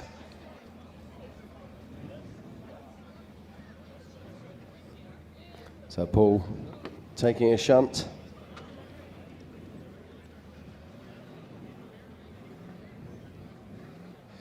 Now, what do you reckon? We just saw Lauren broken there with a broken transmission. Are we going to see a flying Bronco tomorrow morning? Lauren's broken with the broken transmission? Oh, yeah. Sorry, you stepped out of the booth. Yeah. Man, every 2 minutes something crazy's happening. Yeah. No, at the top of Nightmare, like right below the waterfall in Nightmare. Oh, yeah, no, that would not be a very easy... It's not a good no transmission spot. It's not an opportune moment for a transmission failure. Damn, Lauren, I'm sorry. You had a great run out there, man. It really seemed like this was going to be the schneid breaker for him. He looked like he was crushing it. So, do wonder if we are going to be seeing a flying Bronco tomorrow morning. We saw that last year, or was it the year before? When they recovered. It was one of those last vehicles. year in HIV. Yep, it was after. Vaughn's car from memory. Proof that Broncos can fly.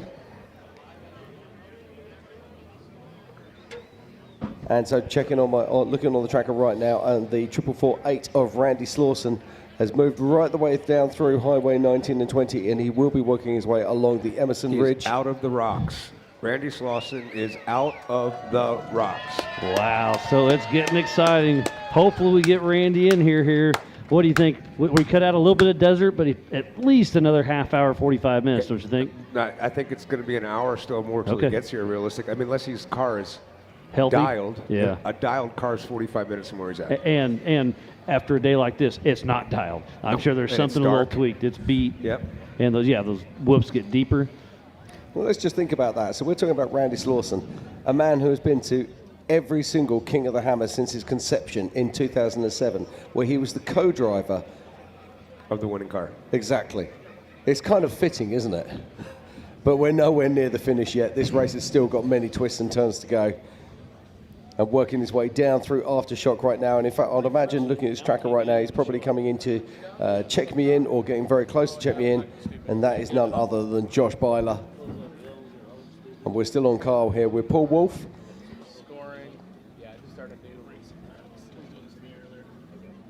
Paul's still moving. Race you. Race you on dirt, sand, snow. Race you through this, over that, all day, all night. Race you on 4 wheels, 1 wheel. How about no wheels? Race you with the world watching, this guy watching. Race you to the summit, maybe not that summit, to sub 7. Any event, any terrain, any time. Race you.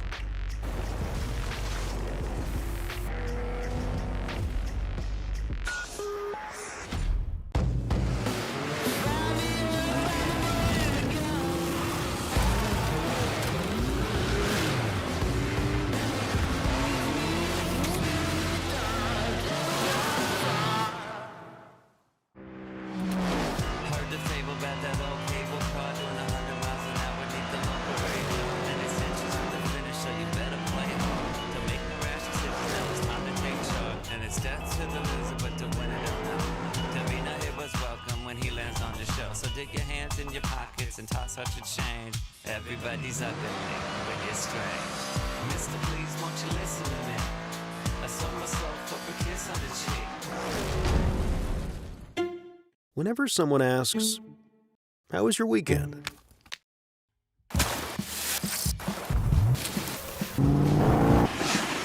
Or, "What have you been up to?" Or just, "What's new?"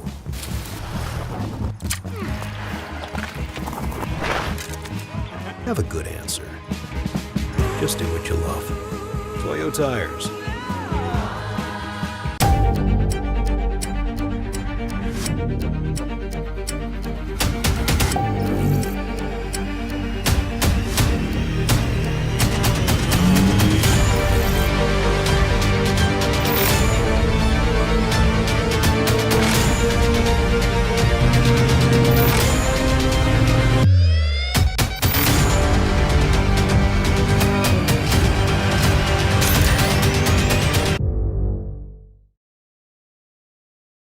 Smith, all bunched up on 5-minute trail right now.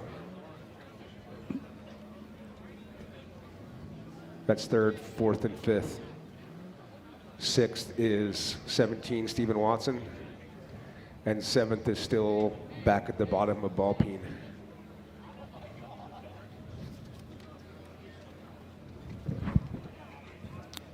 Where did Bler and Randy start in relation to each other?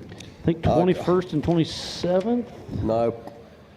Just having a look here, I can tell you that right Josh- now. So Randy Josh Slauson started in started in front of him. 20. Yeah, Randy Josh started in was 27th 18th. place, and Josh Bler started in 18th. So Josh would need to pass Randy and put 3 or 4 minutes on him.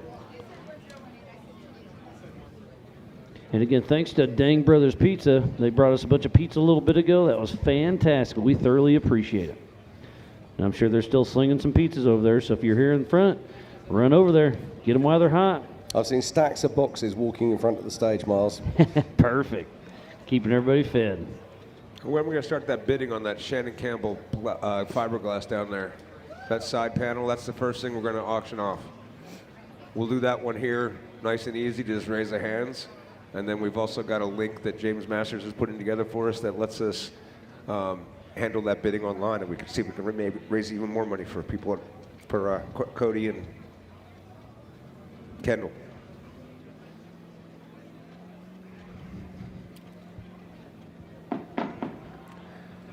Also, thank you everybody for making this an amazing event. Yeah, we didn't need to not have fireworks, and we did that. We needed to change our behavior in the middle of the event and get our crap together, and we did that. Thank you, thank you, thank you, thank you, thank you.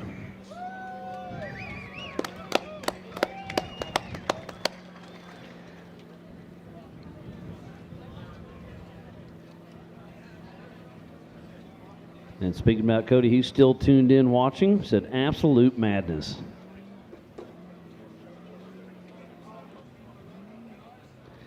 Still thinking about you and Kendall. Thanks for tuning in, buddy. As Paul Wolf is just trying to get back to somewhere. That looks, can you zoom in there? It looks I'm like trying Randy's this made one. it over Emerson.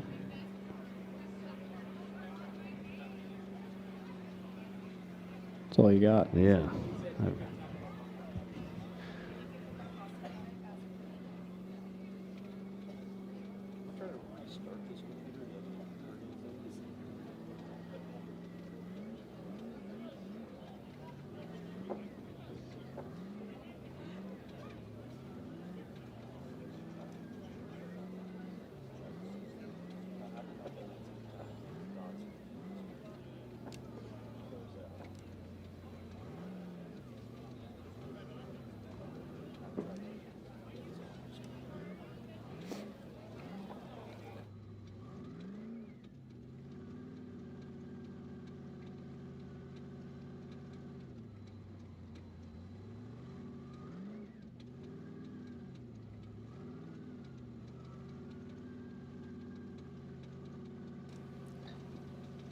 So here we go. This is Paul Wolf, and unfortunately, Paul Wolf is going to be retiring from this race.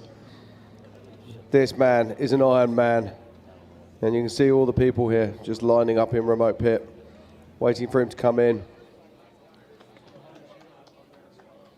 Oh, that's the saddest thing I've seen today. Definitely.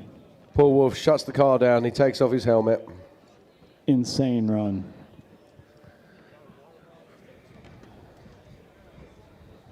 I've watched Paul, well, mostly from a distance, because it's a lot of his of him coming on has been over the last 3 years, and today was one of the more gutsiest drives I've seen in a long time. I'm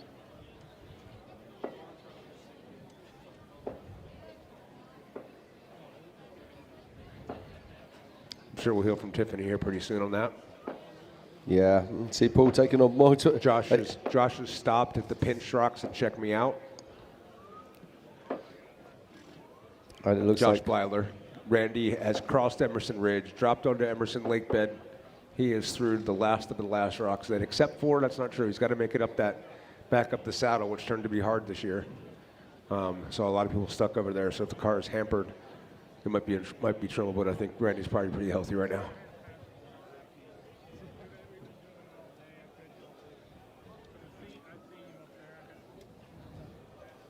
Yeah, and if you're just joining us, there is going to be a change to the race course. Dave Cole confirmed that earlier. If you're looking on our tracker, we're going to be cutting course at lap or mile 34, and then bringing that across to race mile 9, and shortening the loop, meaning that these drivers do not need to go out onto the Marine Corps base.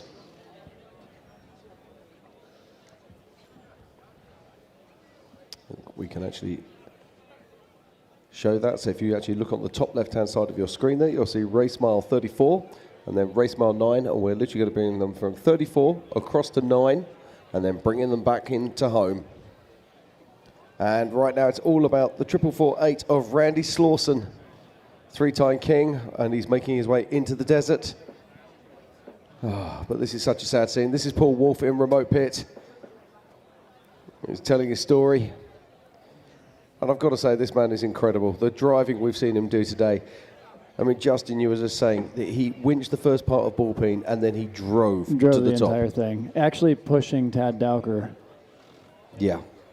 Yeah, we saw that a little bit. That was incredible. It was incredible. Yeah, he should be incredibly proud of himself. Absolutely. He'll have an army of new fans after this, that is for sure. And he has a bright future ahead. He's already an incredible athlete. Can only imagine what else he will be able to do. We're watching the 1504. Now, if you're checking that out on the tracker, it will say Josh Sal, but it's not Josh Sal. It's actually Josh Byler, and he's at the pinch rock at the moment. It does show that he is at 0 mile an hour. And Randy Slauson was at 50 miles an hour, so he's going to be heading this way. So hopefully we see him here in about a half hour or so. That's a decent speed. Yeah, especially after beating that car as hard as he did. We may have a first-time, 4-time King of the Hammer champion of Randy Slauson. That would be absolutely insane. And the crowd's loving it. And he also would have cemented it by winning the 2 hardest King of the Hammers ever. He would, if he wins this one, he would have won the 2 hardest. Yeah, and back in longest King of the 15, you're Hammers. right. Absolutely. We were saying earlier today, he had a point to prove after yesterday. He made a mistake going into sledge, flipped his car onto its side, and it cost him the race. And I knew when he turned up here today that he was going to put on a show, and that's exactly what he's done. And that we're still watching Paul Wolf there, it looks like, and just what a heartbreaker of a day he had.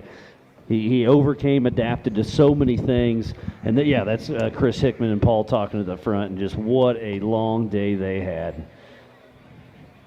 But he never gave up. Even with that steering, he still tried to make it happen, and he made it to the pits, so at least his recovery is going to be a little bit easier. Yeah, they'll get a new ram up to the car. They'll get that fitted. And they'll limp, drive, push, carry it back to the trailer in town.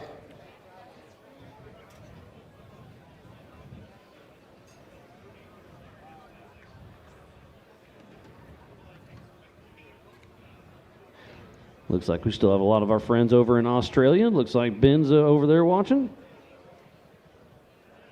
We still got Tom, Justin, and Aaron top of 5-minute trail. More, a third of the way up 5-minute trail.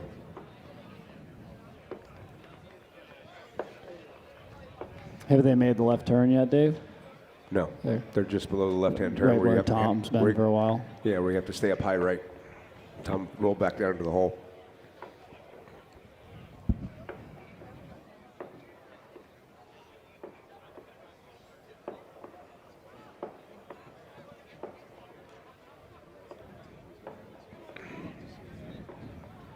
So it looks like Randy Slauson still making dust out there. 47 miles an hour. Let's see, 2 minutes ago, so still pushing along. And then where's the 15:04 of Josh Byer? It looks like he has stopped. Check me out, it looks like. Yep, looks like he's probably winching the little kink right there is the pinch rocks. I gotta go. All right, well, Justin, thanks for everything, buddy. But it sounds like you got your other job to get to. So thanks for putting together this amazing race course. It's been such a crazy day for the 2026 Griffin Radiators King of the Hammers, powered by Optima batteries. I am Miles Hasswitz alongside Jim Marsden and Mr. Dave Cole himself, the co-founder of King of the Hammers 20 years ago.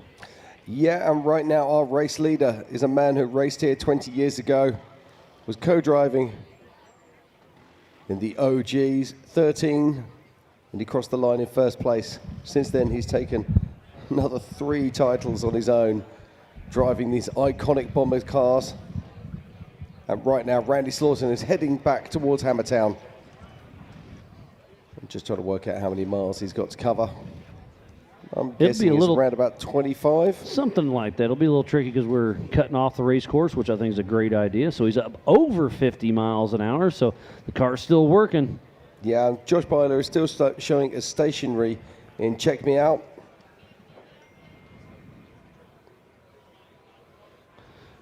Got our friends down in Baja Pepe's tuned in, watching everything.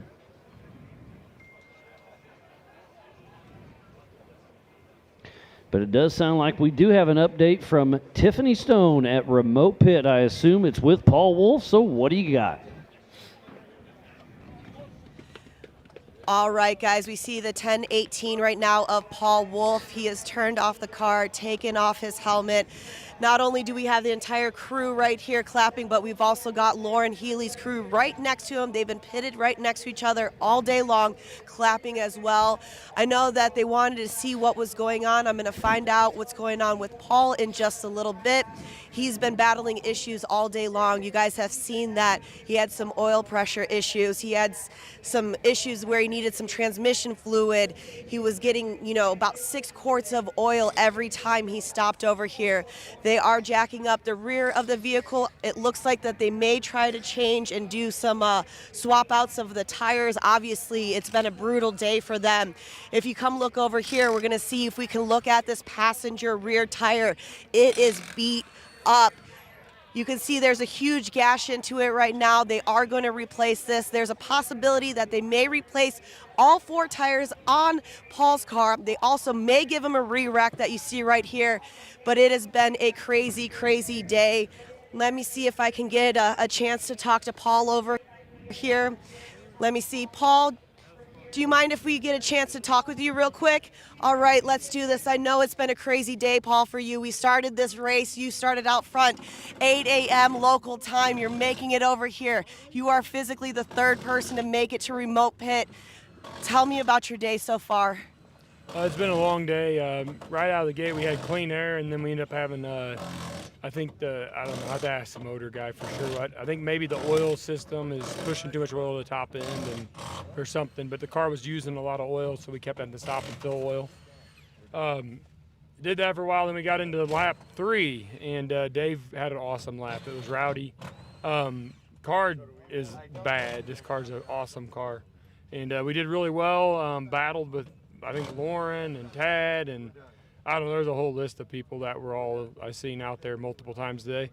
And then right there, dropping into Wrecking Ball when I got back to officially lap 2, the last drop, we took a shot to the rim in the front, and it blew the steering cylinder out.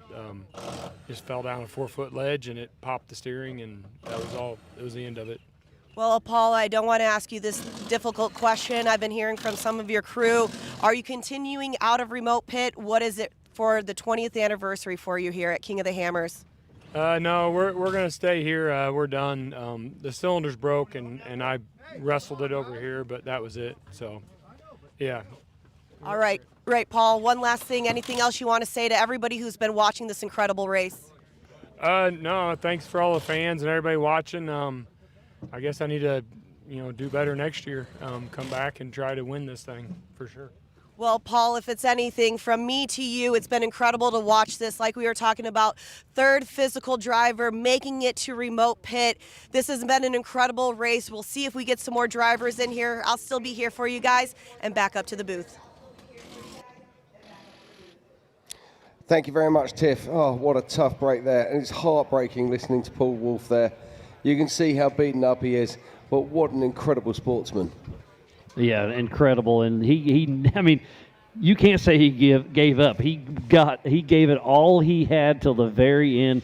Absolutely incredible what Paul has. I mean, we saw Tad Dowker, we saw Lauren Healey, Paul Wolf, and the list goes on. I mean, Tom Waves was still in the mix. Man, what a crazy turn of events. It looks like Randy Slosson's getting closer. Still heading our way. Yeah, Randy Slawson, I think he's doing around about sort of 55 mile an hour right now, which is remarkable in a car that's been around all of these trials today. And so he's making his way towards town. And still we have a huge crowd here. How are we doing, guys? Still having fun. It's just amazing that you guys are still here watching it, because we want this just as bad as you guys, but probably not as bad as Randy Slawson.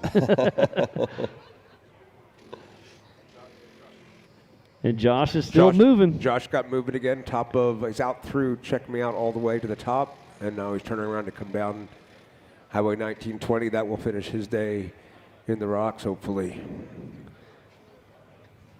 So how late are we going to keep this finish open, Dave? Do you know? 10 plus the times is what I've heard. Ben's out in the field. That's up to Ben. Yep. What I pit texted him a little while ago is maybe look at officially closing down late. This is all hyperbole. This is just talking, so I probably shouldn't do that. But Laser Night Alley, prior on 9 o'clock, we would let racers continue on a recreational path at that point.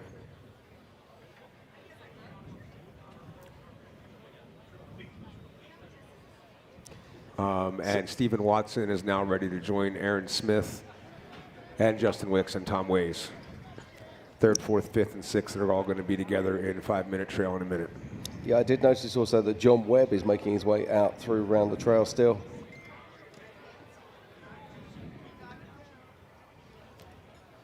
A.K. Watley and Dan Fresh have gotten clear of Ballpeen. They have gotten through up around Jack and are coming down Bender Alley and Wrecking Ball now.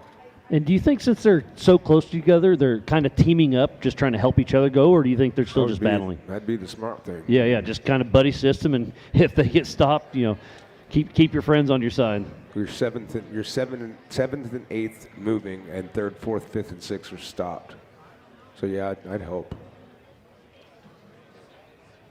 But we're just looking at Robbie Gordon just coming out of Ballpeen right now. So he's cleared Ballpeen now, huh? Almost, yep, almost out of it. And I think is that Kyle Cheney, 190? No, it's Hunter Miller. Hunter Miller is moving up out of there as well. Good for him. Well, sounds like there's still more of a story coming from Paul Wolf's team. So Tiffany Stone's with him in remote pit. What do we got? They're not. All right, guys, as you can see, Lauren Healey just made it over here, gave Paul Wolf a big hug. In a change of events, it may look like Paul might go back out. The team came over, they rallied him. They said, this is your time to shine. This is exactly what's happening. Let's see if I can get an interview with Lauren over here when he gets a second. Now, it's been an incredible day. We've been seeing these two battle back and forth through canyons, through trails, through rocks. Lauren and Paul are still just talking about the race day. 13 hours together. They have actually done this, and it's really cool to see that. I was just about to ask the team if I could get an update about Lauren, and obviously you can see Lauren is here out of the car, no helmet on, talking to Paul, kind of like what's going on. Like I said, as soon as they get that moment, I'm going to grab a Lauren for you guys. And once again, you can see Paul Wolf and his team have changed what is going to happen right now. We did just hear that Paul wanted to stop. The team rallied. We're going to grab Lauren over here. Now, Lauren, I know it's been 13 hours for you. That's it. Can we talk a little bit about your day? I don't mean to put a camera right in your face, but we are a little update if I could get that for you. There's a hole in my transmission pan, and it won't go no more. That's my update. That's the update for him. Well, I'll let the guys get back together, and I will come back with some more updates for you guys. Pam, I'm not sure if you can hear me out there or not, but I appreciate the effort, but Paul's left race course. He's already gone backwards down a stock bypass. He's left the race course by about 5 miles. He cannot go back. And that's a bummer, but that's the way it is. So if you can hear that and send that back, I'm sorry to give the bad news, but once he left the race course, he wasn't able to go back to it like that. Sorry. Yeah, it is what it is. Rules are rules. And it looks like Randy's getting ready to cut over on your new little cutoff here. Yeah, here in about a. Yeah, I he's guess you got a little bit Randy's further. 15 and 16 miles from the finish line right now. 16 miles from the finish line, coming back in desert only. Yeah, I think so we're going to looking have Pam's going to do some auction of the Shannon Campbell's fenders to start. Bear with us as we start this. All you guys out there, if anybody's interested in bidding on these things, just help us out. Get all this money is going to go to Kendall and to Cody. And well, Dave, while they get that going, I'm going to actually run to the start-finish and get ready to hopefully congratulate Randy Slauson at the finish line. So I'm going to step out and give it my headset to my good buddy, Ian Johnson.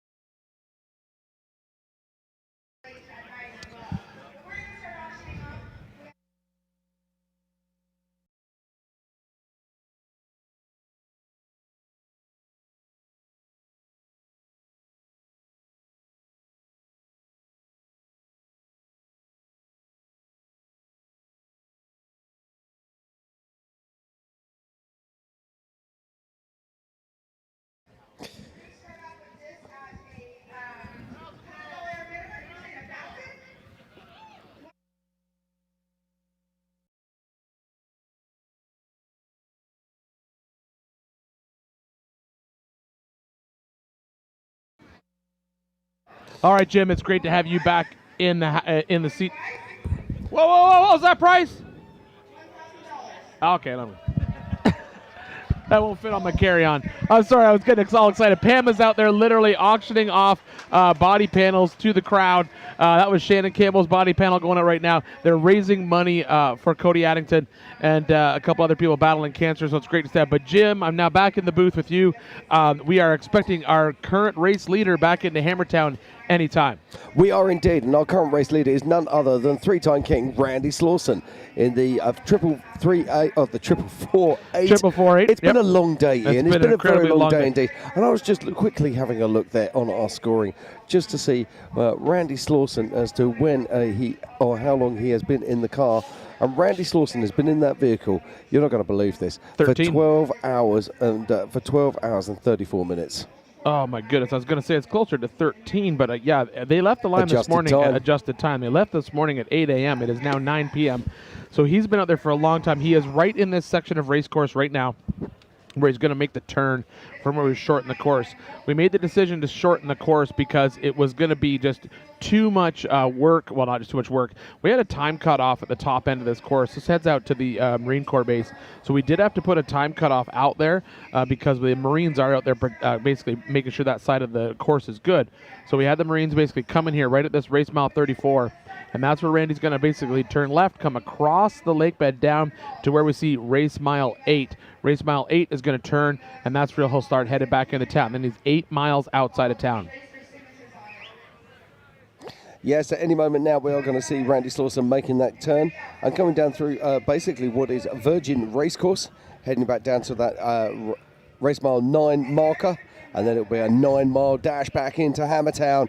My word, there is going to be a party when he gets here. Oh, my goodness. Absolutely, Jim. I mean, this is Virgin Racecourse, but it's actually just a big old dry lake bed. You can see it on this tracker. You see it's labeled Melvin Dry Lake, and that is because the Melville Dry Lake bed is basically just exactly that. We sometimes go out there and mess around. It's a nice, big, flat, dry lake bed, kind of like where we set up Hammertown. So you should be able to cut straight across there, pick up the race course at that race mile 8, and then start headed back into town.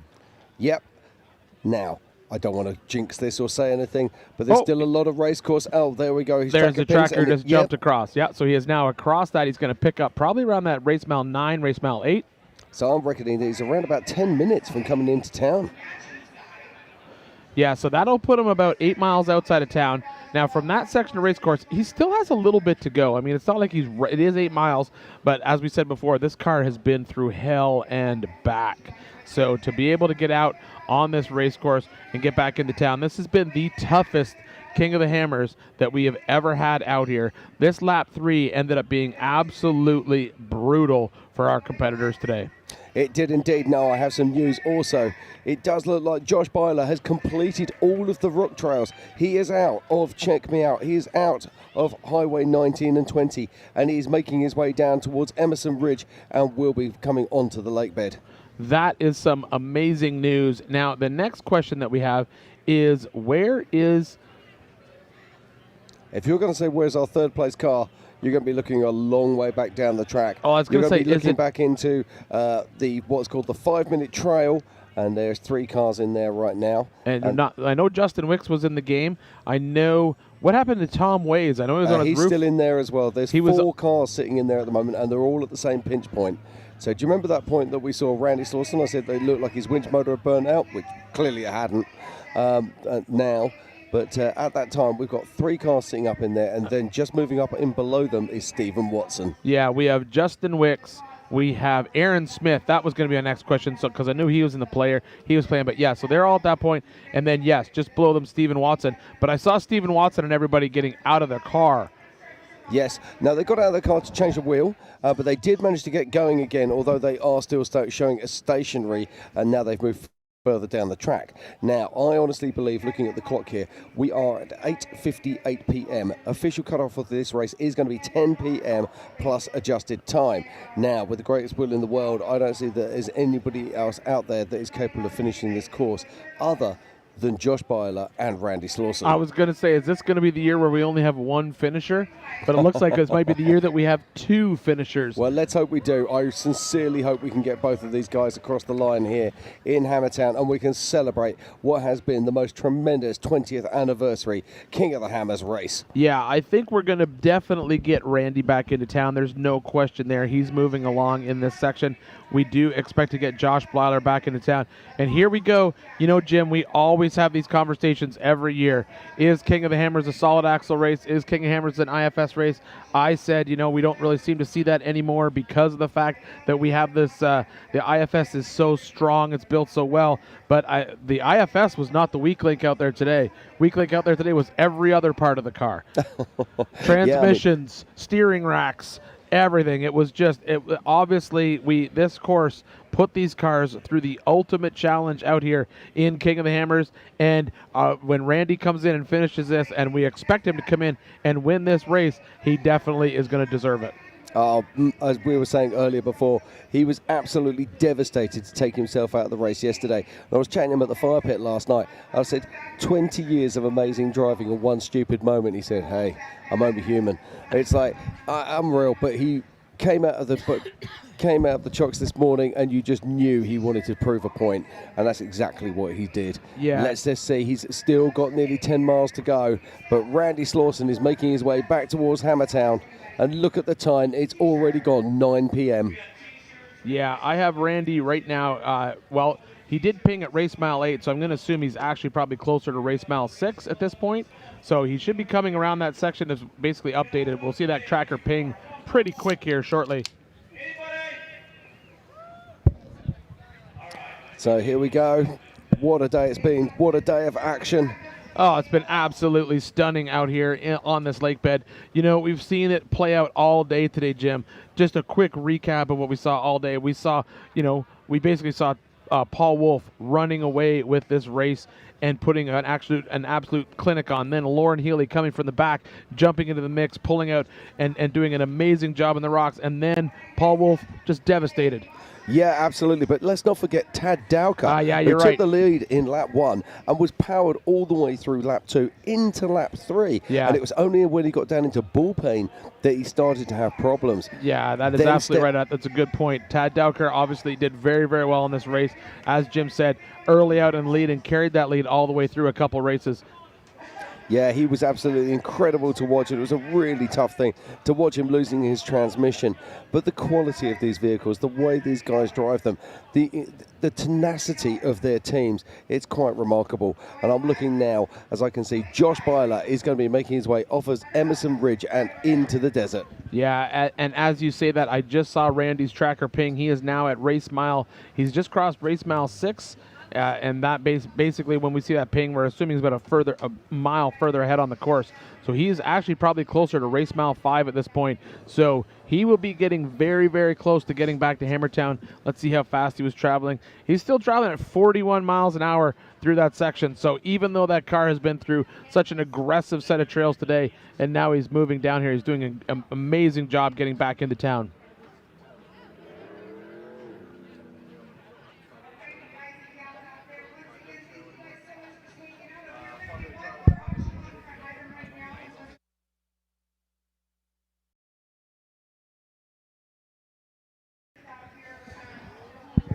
So here we go. We've got that Randy Slauson, the 448 car, and he's probably around about that race mile marker 5. Now, I don't know if we've got any camera assets out there or any drones that we can pick him up as he comes in. I know normally we would pick up a drone point around about that race mile 3 coming into town. Yeah, that's normally where we'd pick him up with that drone, but the reality is, Jim, at this point, it is so dark out there right now that it's going to be difficult for the drones to get up. The good news is we probably have one of our stationary cameras. We'll probably be able to pick him up as he makes the corner and comes around. Now, honestly, all we're going to see is his lights, because that's all we've been seeing all night at this point. This is, I can't remember the last time a King of the Hammers finished this late for a finisher to come in. It never has. Randy Slauson was part of the longest King of the Hammers in the past, and that was at 8 hours. Right now, we're pushing, what did I say earlier? I think it was closing in on 13 hours. It was yes, 12 and a half hours for Randy because of corrected time.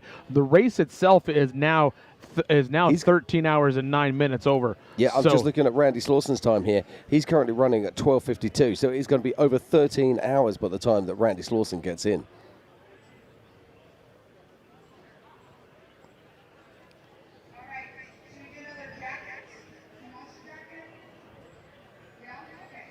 I'm just jumping through. I'm getting a bunch of updates just popping through my phone right now to see what I can keep up with. Yeah, there's loads of information coming out right now. Trying to keep on top of this. Charlie Torsavit, our main volunteer coordinator person, wrangler person, has just advised that Randy is 3.5 miles from the finish line. Yeah, we see him pop on that tracker. When he moves on that tracker, our tracker is about a mile off of him. So, yeah, that would put him in the right spot, Dave. There he is. He just pinged that, so he's just at that 3.5 mile mark. But Randy Slauson is on his way to head back into Hammertown, finish out this set of trails.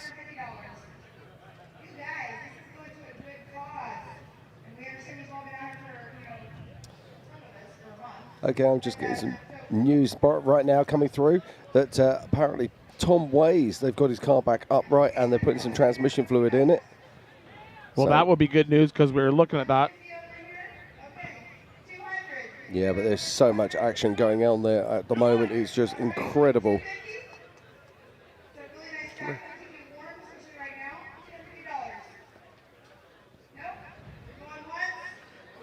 So here we go. I'm watching now as we can see Randy Slauson. He has come past the race mile 3 mark and he will be coming into Hammertown very soon indeed. Yeah, I don't know if we have a stationary camera out there, Jim. I think we may, and if we do, we're going to possibly at least see his lights get up over that qualifying course. At the very least, I know we're going to be able to see him coming back into town. We might be able to see some lights coming through this section.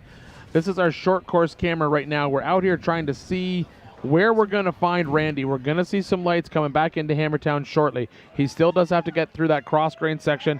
He still has to get up and down our short course.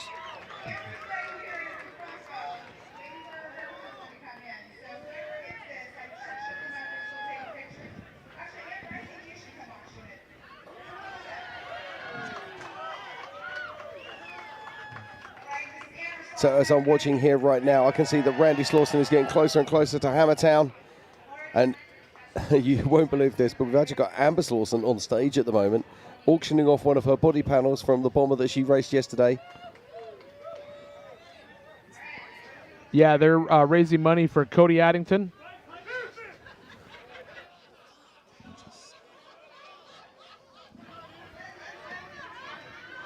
Thank you. Yeah, Cody Addington and Kendall Glines are raising money for them. Okay, right, look at this, ladies and gentlemen. I can see lights coming into Hammertown. That is Randy Slauson, our current race leader, and he is coming into town right now. Pam, we got to cut you off for a second. We got Randy coming in. Okay, we got Randy Slauson making his way into Hammertown right now. Yeah, all right, so what we have right here, these are Randy's lights coming across the desert right here. This should be Randy's section right there on the top of your screen. That is Randy Slauson. Right there in the middle of the screen, that is Randy Slauson coming back into Hammertown. Hammertown, get ready for this. 13 hours of racing here at the 2026 Griffin Radiators King of the Hammers, powered by Optima Batteries. We are here for the 20th anniversary of the Race of Kings. And here is a man who's raced 20 times at King of the Hammers. He was in the original OG winning car, and he's a 3-time king. And right now, it is Randy Slauson that is heading back towards Hammertown. Ian. Oh, this is absolutely amazing, Jim. We have been waiting all day for someone to come in and win this race. As you said, Randy has been in this car for almost 13 hours. He's been racing this race for 20 years. This car, this Bomber Fab car, designed specifically for this type of race, and it has proven itself today out on course as we are bringing Randy Slauson right now. He is first on track, our unofficial first place vehicle to get back into Hammertown. Randy Slauson coming back into Hammertown to claim the victory here at the 20th anniversary of the Griffin King of the Hammers, powered by Optima. Yeah, now we were getting confirmation earlier that Randy actually won the longest King of the Hammers in history back in 2015. Thank you, Shannon Welsh, for keeping us straight on that. And that was just over 8 hours of racing. But step forward to 2026 and the most epic King of the Hammers that we have ever seen. 13 hours he's been racing, and he's the lead car. Absolutely remarkable stuff. Yeah, we have seen drama play out on this race course all day long today. We've seen leaders change multiple times. We've seen cars basically abandoned on course and used as parts vehicles for other vehicles to basically be stripped so they can try to finish this race. But right now, this is the man we're watching on screen. This is none other than Mr. Randy Slauson leading this race, coming across this section of desert, and he should be heading up into our qualifying course. Yes, here we go. It's Randy Slauson with Dusty Emick sitting alongside him, and he'll be making his way round onto our short course very soon. He's just going to be making his way onto ways up through the rocks and then dropping down. These are the last rocks on the course right now as he makes the turn. Yeah, he's got to come through a little bit more cross-grain section before he makes it over to that qualifying course. But as you said, Jim, we're talking 13 hours in this car. The longest King of the Hammers race ever. But Randy is no stranger to that. As Jim had said, winning the other longest King of the Hammers race in the history of this race course. An absolute brutal race course for these guys today. But Randy right now is bringing it home. He is indeed. His wife Amber came second in the 4800 Brannick Motorsports Legends class yesterday. And she's standing by the side of the stage right now. And look at this. Does it get any more iconic? Does it get any better? Absolutely astonishing scenes here in Hammertown. So here we go. You can see the lights of Hammertown ahead of us now, right now. And the lights of this bomber lighting the night sky. Yeah, Randy just has to make this little turn section across this cross grain. That is the qualifying course that he's looking at right now. He's going to go up that sandy wash on the left. Unless I'm wrong and he decides to run that rock line. Now, if he ran this rock line now, he would be my hero forever. Anyway, I think he's one of my heroes forever. Whatever happens, he makes his way round onto the crossroad, coming up round through the top here right now. He's making his way up. So let's remember this. Randy Slauson in a seat in this race for every single race. Sat in the co-driver's seat for the very first one, then decided, hey, I'm building a car specifically to take on these rocks and this type of racing. This Bomber Fab car has evolved many times over the years, but really hasn't changed from its original design many, many years ago. It's obviously a tried and true platform out here as Randy brings this car back into town after 13 hours in the dirt out there racing. He is coming back in to town, driving down the MBRP straight. Here he comes. Now, Dave Cole said that if he, doesn't matter how many cars get ahead of him going into lap 3, he said that Randy Slauson would catch them and Randy Slauson would pass them. And this is Randy Slauson as he makes his way through the Ford Racing Arch and heads it on down into the Monster Energy short course. Ladies and gentlemen, be on your feet. History is being made here right now. Randy Slauson is going to cross the line and he will be the first ever 4-time king here in Hammertown. So here we go, ladies and gentlemen, this is the 2026 Griffin Radiators King of the Hammers, powered by Optima batteries. This is the 20th Race of Kings here at King of the Hammers, and this is none other than Randy Slauson. He started off the line this morning at 8 a.m. over 13 hours of racing as he makes his way over the Yukon launches. And this car is tired, this car is battered, but he is a king and he is joining us here in Hammertown. Be on your feet, it's Randy Slauson, our king in 2026. Now we're going to pass this down to Miles, and Miles is going to check out this car, and then we're going to get Randy Slauson up on stage and give him his scepter. Miles, over to you.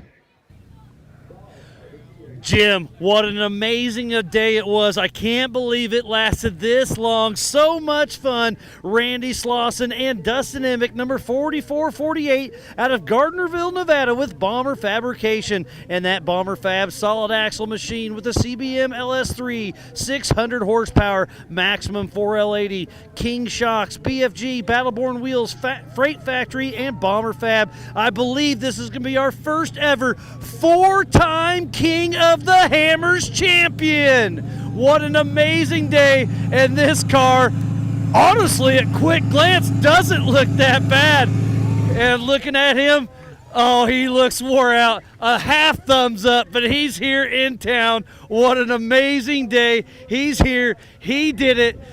And Ben Napier, our event director, is handing his King of the Hammers official finisher necklace. What an amazing day it was. We're going to yank this tracker off and get it up on the stage. But wow, these King Shocks are still looking strong, and the car's definitely got some battle wounds on it, but so far so good. Randy Slauson, again, 4-time King of the Hammers champion. We have never said that in 20 years, and the one that's raced it every single year looks like it's going to make it happen. And Amber Slauson is just so stoked for her husband right now. Again, this car is absolutely insane. It was built for the Hammers. It races the Hammers, and it wins once again unofficially. Such a great day of racing it was, and geez, these guys absolutely earned this one. What an amazing day it was. And just, again, I see the front bumper. He love tapped a couple people today, but that's part of it. He got that steering ram changed out once again. This is the second new one he put on here today. And just kind of looking around, and just this car, I think it could keep going. You saw him come through this Monster Energy short course, and it was still pushing strong all the way to the finish line. He's going to get out and stretch his legs for just a minute. He has been sitting in this car for over 13 hours. Absolutely insane. We're going to pull some things on and hopefully get him up to the Griffin Radiator main stage here pretty quick. But he, like I said, he just wanted to get out and stretch his legs. Absolutely insane. So I'm going to throw it back up to you guys, and I'll have a quick personal chat with Randy and try to get him up to the Griffin Radiator main stage. Randy Slauson, your unofficial 4-time King of the Hammers championship. What a great run. Ian, Jim, back to you guys.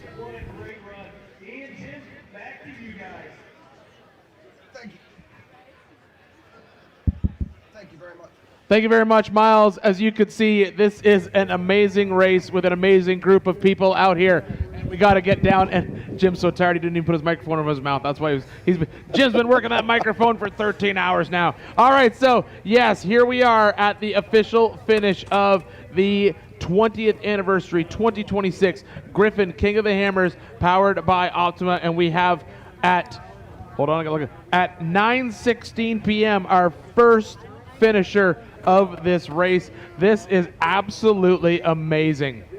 Yeah, it's completely incredible. I mean, just look at this. Absolutely remarkable. Now, we knew this race was going to be tough. We knew this race was going to be difficult. But 13 hours before we see the first car across the line, that is just absolutely remarkable. Just an absolute battle of attrition out there, Jim. As I watch this live stream with Randy at the same time, I just glance over at my tracker and I see a whole pile of tracker dots with those little red bottoms to them, which means that those cars have not moved, and they have not moved in a while. And so we basically are now watching for our second car, which is Josh Bler. He's about to make that turn where we change the race course to basically shorten it up. Aaron Smith has gotten past Justin Wicks and Tom Ways, and he's at the top of check. He's at that rock that we saw Randy on way back when. Yep. He's there right now, but he has passed Justin Wicks and Tom Ways, and Steven Watson is coming up to those guys right now. And I think Aaron in their mix too? Aaron Smith, yeah. That's who's in third place right now. Oh, Aaron Smith. Okay, all right.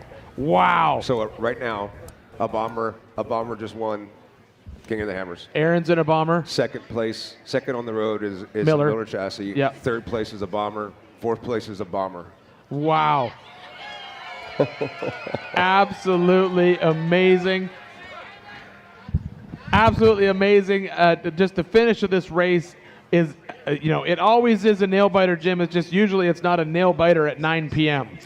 Absolutely not. As I say, it's quite remarkable. We've never seen anything like it. It is the 20th anniversary of the toughest rock race in the world, which of course is King of the Hammers. That's why we come back here every single year to the lake bed to enjoy the best rock racing action. And what a day of racing it has been. We think back to the lead cars we saw out there. We saw Paul Wolf go off the line first of all, and he was holding the lead until he had problems just coming off of the back of the Emerson Ridge. Then we saw Jason Shearer taking that lead. He lost it when he lost his steering rack. And then come forward Tad Dowker, who took the lead in the first lap, then held it all the way through the second lap into the third. Then he had problems. We saw Lauren Healey taking the lead, and it was a great battle between Lauren and Paul Wolf, who was Ironmanning this thing right the way through. Yeah, definitely. We have to give kudos out to Paul Wolf. Paul Wolf definitely living that ultimate never give up, never surrender Hammers mentality. Basically putting that car back together, heading out onto lap 3 with that motor that he didn't know if it was going to stay together, losing the steering, hammering the steering rack back together to try to keep moving. He is absolutely trying to get through. Yeah, absolutely. And then we saw these cars just doing battle after battle. But then it was Randy Slauson. We saw him make that chess move, taking on backdoor early, and he's just picking off cars one at a time. Then comes up Ball Payne. This was the trial that changed absolutely everything for these vehicles. Hey, just got a not fun call. That was Tom Ways calling. Oh, no. He has run out of tranny fluid, and there isn't anyone left coming that can bring him any.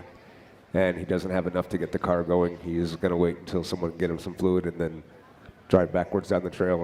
And get out. Just get out. Yep. Absolutely gutted for Tom Ways. We're really hoping for him to be able to get that car back into town. But unfortunately, from the sounds of it, we are hearing that Tom Ways is up on course, can't get the car working again. So he's going to get some transmission fluid from somebody or anyone who can get transmission fluid, and then he's just going to turn around, get that car out of trail and back into town. Absolutely gutted for Tom Ways out there. He was doing so well. We thought maybe this was going to be the year where that skinny little IFS was going to be able to sneak through the pack and come up here and win this thing. But to no one's surprise, Jim, Randy Slauson wins King of the Hammers. You say to no one's surprise. I always pick him as my winner, and the first year I don't, he wins. I always pick him. I should just stop picking him, obviously, because then he's going to win. Exactly that. Josh Bler has now made the turn, and he's making his way back towards Hammertown. He has around about 8 miles before he joins us here. Yeah, and if he's going to carry about approximately the same speed that Randy was carrying, I mean, we're still looking at 25 minutes before we're going to see Josh back here, maybe a little bit more. It's a long way. That 8 miles is a long 8 miles, especially through the dark. Right now, we're working on getting Randy up on stage with that bomber so he can get up here, get an interview in with Pam. We'll talk to him. There's Mr. Dave Cole down there. He's jumped into the booth, gone down there to shake his hand, say congratulations. Yeah, fantastic to see that. Dave has been sitting in the booth with us all afternoon, giving us his insights to these third lap trials. Now, this is the thing, Ian. You and I have been on these trials for many, many years. Most of the trials we know really intimately and well. Today we got to lap through and we were like, hands up, haven't got a clue. Yeah, there's a few of these trails I didn't even know were trails out there, and so I'm certainly glad to see them out running them, so now I can put them on my list. There's still drivers out there who are not convinced they are trails. No, exactly. And I think when a couple drivers turned onto them, they were probably thinking the same thing. This was one of the first times we ran some trails that they'd never run before, and on top of that, not only never ran before, they were not allowed to pre-run any of them. So they were out there trying to figure out how they were going to get up into these rock trails and get around these sections because they didn't have the option to go out and pre-run. There was just no way they could do it. They couldn't pre-run the trails. On lap 3, they just had to go out. They were given the list of trails they had to add into lap 2, and it was obviously a game changer for these racers. Yeah, what a race it has been. The drama on track has just been absolutely unbelievable. And it does look like we are going to get only 2 finishers inside of our 14-hour time. Yeah, we still have, we only have, 30 minutes till racetrack closes.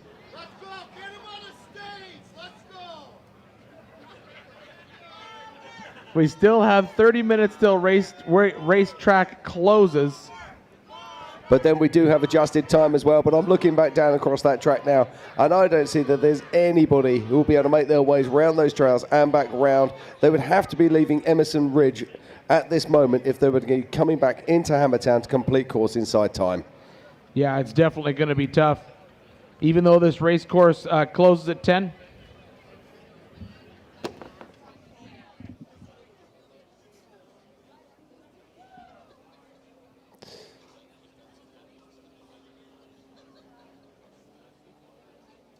Yeah, so we're just hearing that we are going to actually be waiting until Josh crosses the line before we bring up Randy. As it does look like we're going to have 2 finishers, and we want to give everybody their moment of glory.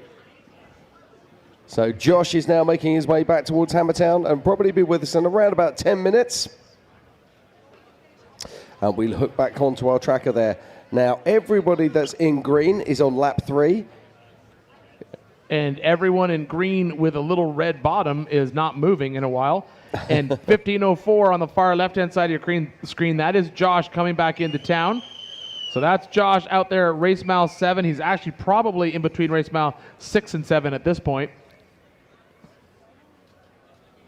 Yeah, and if you're looking there and thinking, well, that's not Josh's number, that's because at the last pits, we actually swapped this tracker from a different vehicle onto Josh's vehicle. His tracker had gone AWOL. But that's okay. We have the technology, we have the way, and we have the people to make changes. And I'm just looking back out on my tracker, going into the rock trails right now just to see who is moving. Now we know that Tom Ways requires transmission fluid, and the only car that was moving was Aaron Smith, and he's showing stationary right now in the 5-minute trial.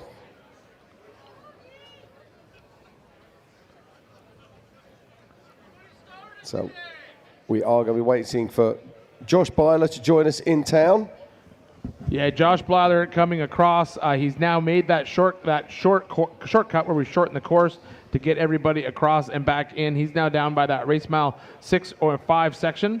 Even though the track is showing him above 7, I fully expect him when it pings, it's going to ping him down in between that 5 and 6. So that'll get him into town pretty soon. We do expect that to be our next finisher. I really don't think that anybody who's out on course right now is going to be able to get in here before the race course cutoff. Yeah, and I'm just getting news from Race Ops at the moment. Of course, all scores are unofficial at the moment until trackers are checked. And VCPs and RCPs are being checked. So, of course, everything we say is unofficial at this time.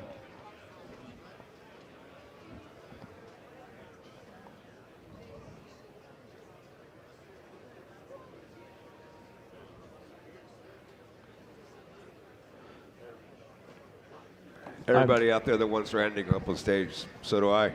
He's just over there stressing his legs, so we're not holding him back. He's over there doing his thing. He'll be up in a minute.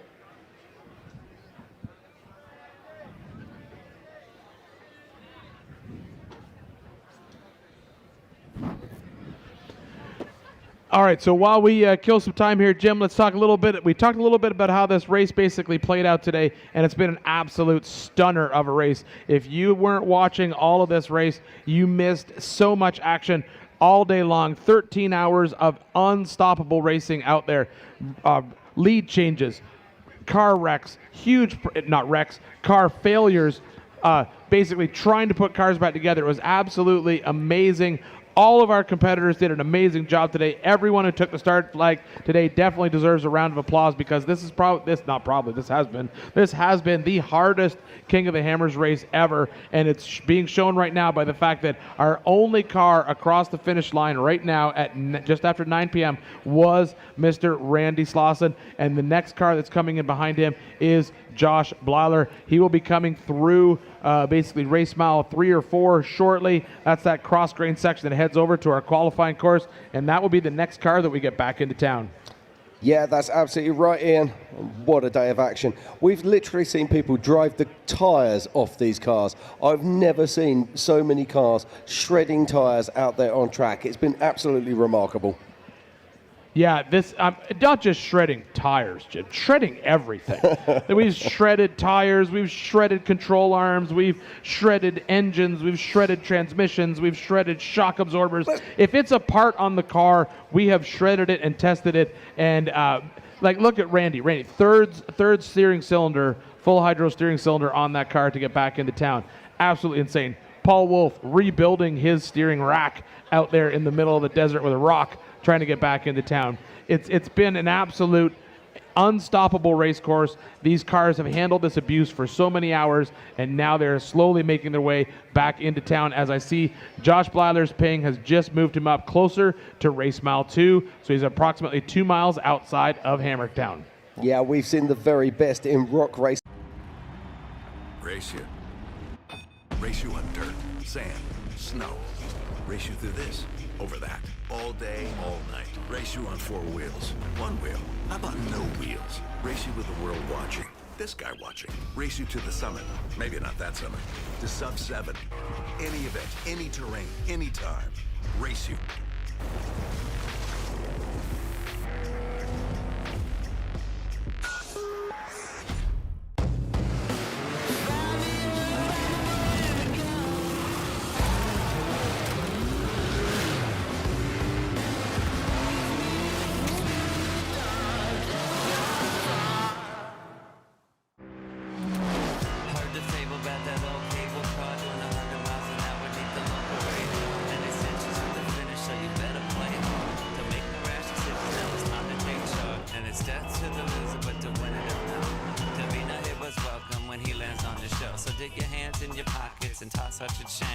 Everybody's ugly when you're strange. Mister, please, won't you listen to me? I sold my soul for a kiss on the cheek. Whenever someone asks, "How was your weekend?"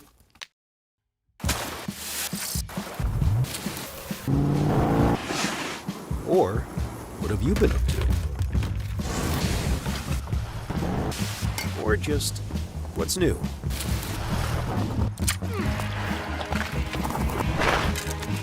Have a good answer. Just do what you love. Toyo Tires.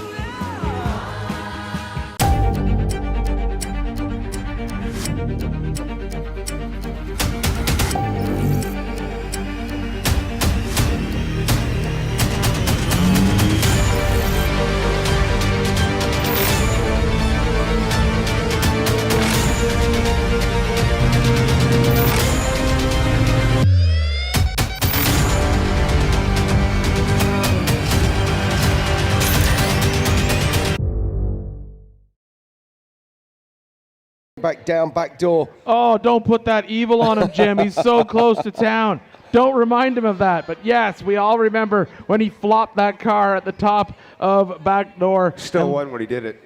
Oh, yeah, Still he won did. when he did it. I think he'd be happy to flop again right now if he could find himself on the top of the podium. As he makes his way through this section of desert, he's going to come up here and he'll be taking that left-hand turn, heading over to the qualifying course. Now, dare I say that these are the 2 most iconic vehicles in King of the Hammers history. Bomber Fab chassis and, of course, the Miller Pro chassis being driven here by Josh Bleiler. We didn't see Eric Miller racing this year in 4400. We hope he comes back next year.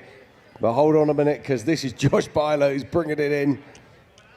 Yeah, Josh making that turn, coming across, heading over this section of cross track right here as he heads over to the rocks for our qualifying course.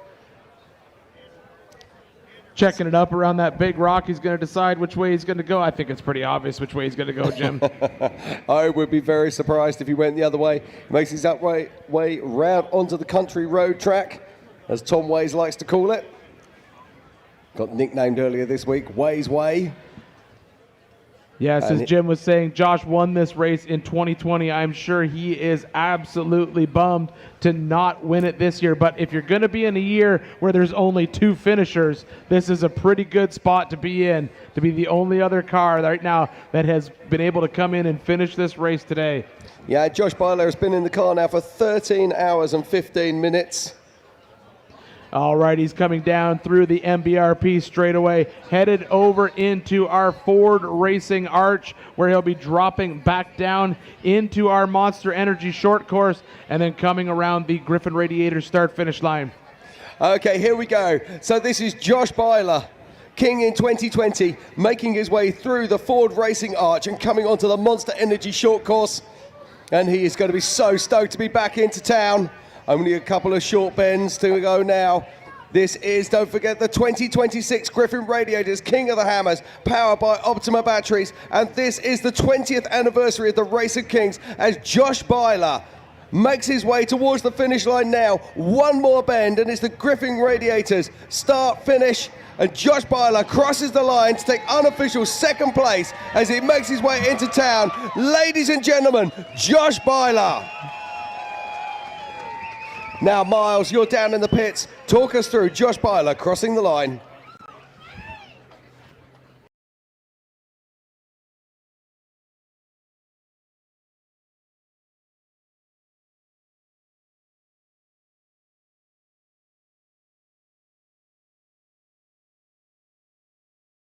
With a Mapco LO7 with 700 horsepower, Spider Tracks axles, Nitto tires, Big B manufacturing, dynamic torque converters, and Fox shocks. Josh Bler won this race in 2020. It's unofficial. We'll see how it shakes up, but it looks like he should be on the podium for this year, and this Miller Pro chassis still looks like it's in pretty good shape. So far, so good. Ben Napier's up there giving him a big congratulations, as well as Randy Slauson. So, Randy, I'm going to have you hop in your car and head to the Griffin Radiator main stage. Thumbs up. Can I get a thumbs up from Josh Bler? Yeah, buddy. Oh, what an amazing feat both of these gentlemen have done. They have both won this race before, and it shows you how hard the 20th annual Griffin Radiators King of the Hammers, powered by Optima batteries, actually was. This car put it through the paces. Both of these straight axles on the top of the box, unofficially so far, for the Race of Kings. So cool to see both of these cars here, and it just goes to show you how hard this race actually is. Just kind of walking around, and this car's looking good. Jared Erdman over there sitting, Dustin Emick giving a congratulations. Ben Napier, man, the war stories from this race are going to be lifelong for sure. This is by far the hardest race we have ever had here in 20 years. He's definitely tipped her on the side more than once for sure. This car's going to have its toll when they get back to Pennsylvania for sure. Big smiles, though, from both of them. I'll bet you there's nobody more excited to be here than these two gentlemen right here. And Randy Slauson fires up the bomber and heading up the stage. So, ladies and gentlemen, get on your feet. What an amazing feat he had. He is heading your way. Such a great, great day it was. Ian and Jim, our unofficial first place finisher, Randy Slauson, is headed your way. Thank you very much, Miles. And I don't know if you can hear them chanting up here, but they're up here screaming solid axle, over and over as Randy brings that bomber up on stage. Who needs chicken wings when you got solid axles? Oh, especially those Spider Track solid axles. Oh, yeah. Here we go, ladies and gentlemen. Coming on stage right now, our unofficial winner of the 2026 Griffin Radiators King of the Hammers, powered by Optima batteries. It is none other than Randy Slauson.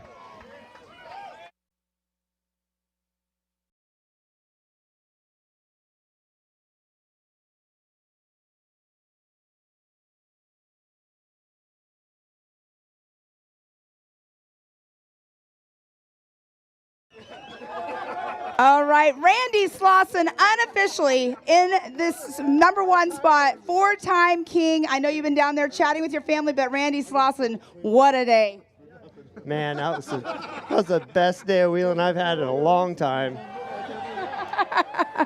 I mean, honestly, you know this place like the back of your hand. I mean, all the trails that you went on today, have you been on all of those in the past? I'd never seen several of them. We've never wheeled slip and slide, I think they called it. Never wheeled ball peen, never wheeled.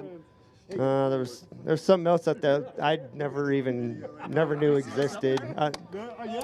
Something before ball slip and slide, we went up and had to winch it several times. It was wild.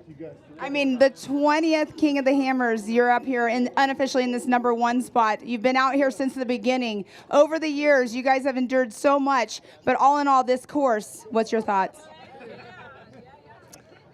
This is what King of the Hammers is supposed to be about.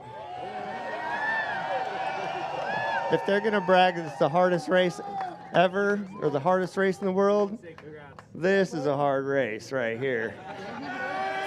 Finishing by nap time after lunch? No, come on, guys.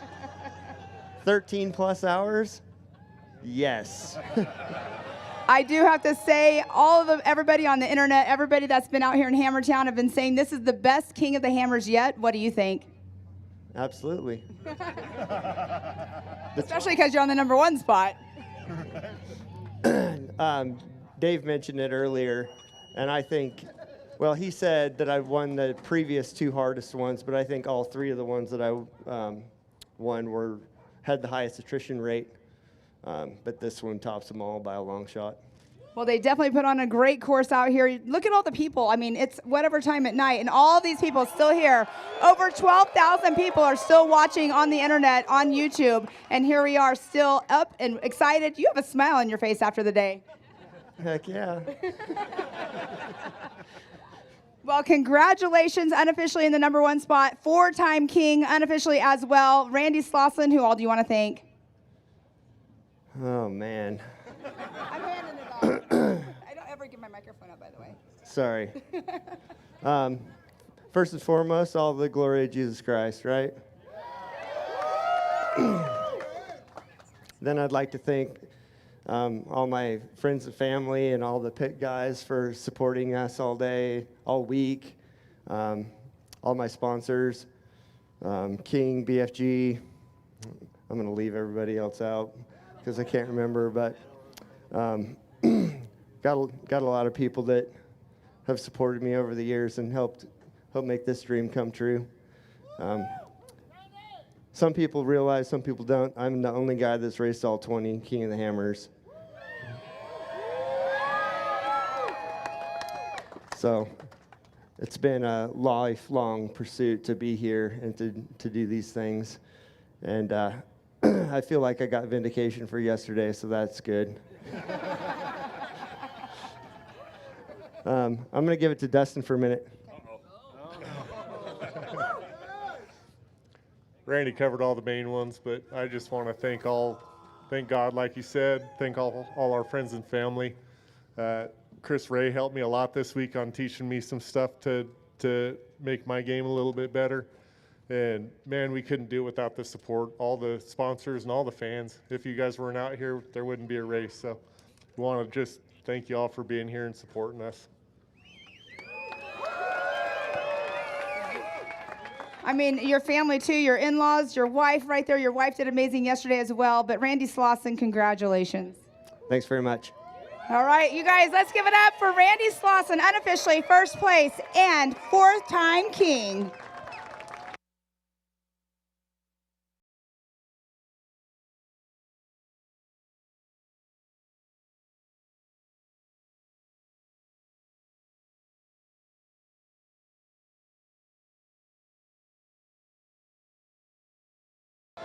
And this is what the crowd has been chanting since you guys came in.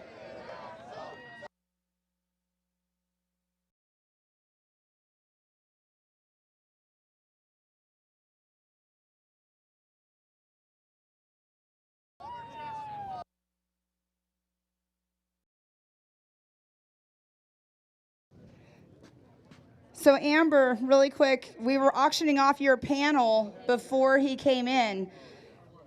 Are we going to get to auction off one of his panels as well still? Hey, Randy. Can we auction off one of your panels? Yep, we're doing it.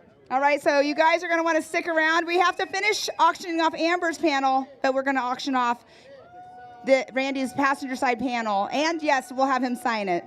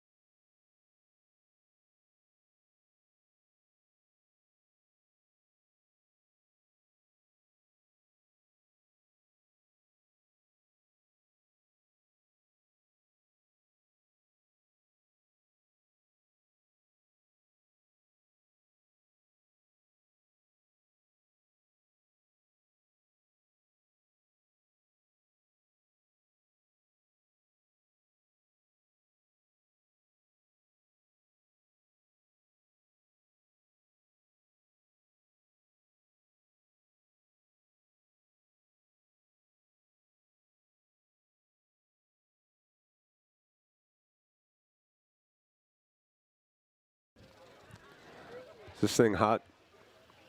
Sounds like it. Stephen Watson and Aaron Smith has cleared the arena. Stephen Watson is a top 5-minute trail. Justin Wicks is moving again. Tom Ways has come down from the trail. He's out of the race.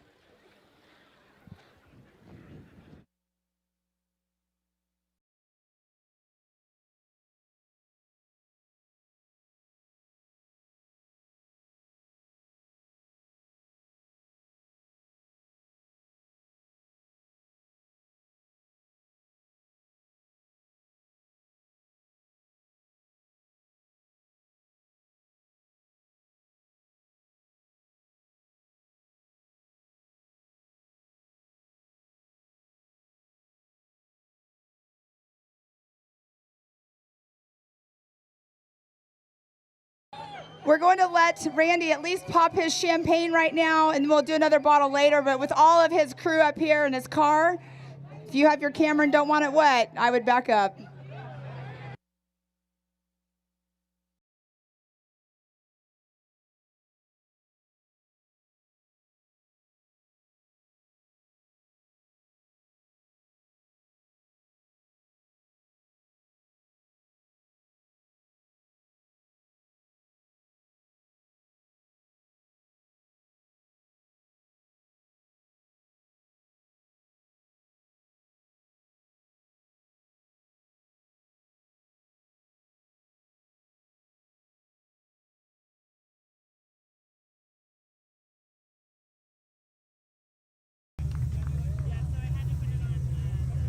Yeah, they're getting ready to do Josh on stage, and then they'll auction it off. Well, we're not quite there yet.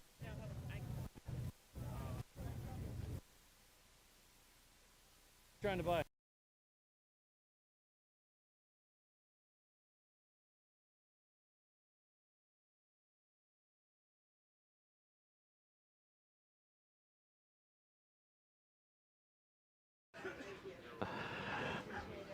All right, as we watch Randy celebrate out here on stage, absolutely amazing. The entire crew gathering around, getting their pictures taken.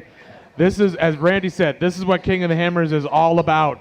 13 hours of absolute destruction in their cars all day long. They had a great time out there, and he just seemed happy. Hard day, but he was happy, and happy to be back in Hammertown. Yeah, absolutely incredible. I think the best way to describe this is a 13-hour car crash. Yes, 100%. That's exactly what it is. But, you know, as Randy came in, he said it perfectly. This is what King of the Hammer should be. He's super happy, and he loved it. And great finish, super impressive, absolutely fun to watch. And in the booth with us, Remote Pit Tiff. Thanks, guys. I do want to tell you a really funny story I love about funny this. stories. Okay. That's happening. Omri over there, I got a chance to talk to their pit yesterday. Obviously, we saw Randy Slauson DNF that. So today, they kept me away from that pit. I wasn't allowed to go talk to them. I didn't say anything, so I just talked to him, and he gave me a thumbs up. So I don't know what happened here. I don't want to blame myself on anything. So that's okay. So you're saying that you may have been the bad luck yesterday? That's okay, because you want to know something? Every single year we come in here, us announcers pick who our winners are. Every single year, I always say Randy Slauson. Never know this year he's going to win it. The one year I don't pick it, he wins. So I'm going to stop picking him. Maybe he's going to win from now on. I know. Maybe I got to stay away from the pit some more, but it was an incredible day out there. You guys saw everything that happened. There's some teams still out there, so hope you guys enjoyed all of the updates from there. So, Tiff, it was great having you. It was always good information. We loved having those updates. It certainly kept us well knowledgeable what was going on the race course, and it's great to get Randy back into town. Yeah, it's been absolutely fantastic. I'm just looking down at the clock right now. It is 9:48 p.m. That means there's approximately 12 minutes of open course before we go into adjusted time. But looking down at my tracker right now, and I don't think that there is a single car that could possibly even get close to Hammertown. I think this is going to be the year where we only have 2 cars finish. Yeah, you could be right, Jim. I mean, there's still some drivers out there, but they got a lot of race course to go through. But as you know, as in the past, we will keep this race course open, including that adjusted time. And then normally what we will do is we'll hang out here until we see whoever we can is actually going to try and finish this race course coming to town. And we'll hang out with them as long as we can to try to bring them in. But gosh, 2 finishers, Jim. That's absolutely insane. Aaron Smith started 75th, which means he started ballpark 8:35, which means 10:35. 10:35. And that's if you're going to the minute. I would believe that Mr. Napier would be so inclined to leave the finish line open for a little while. Just a little extra stretch? Well, maybe just to give the 3rd place trophy away. I mean, There's no point keeping it around. Made it. There's no point leaving it around. Yeah, and I'm watching Aaron Smith right now on course. He will be coming around that trail, getting close to where Lauren Healey is broken.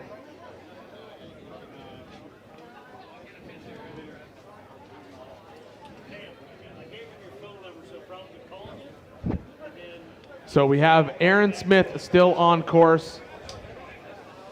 We're watching that. We have Josh Blather back in town. Randy Slauson up on stage celebrating with his team and everybody else.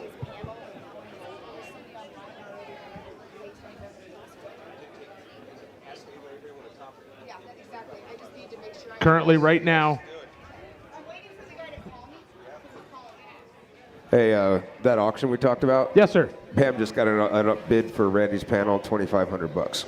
$2,500. Anyone gonna beat that in Hammertown? Pam's got this. I was just sharing news with you. Oh, I got you. Not asking. Yes. On that note, Robbie Gordon, Max Gordon have cleared her problems and now are heading up Dirty Love. Okay, so Max Gordon, Robbie Gordon still moving.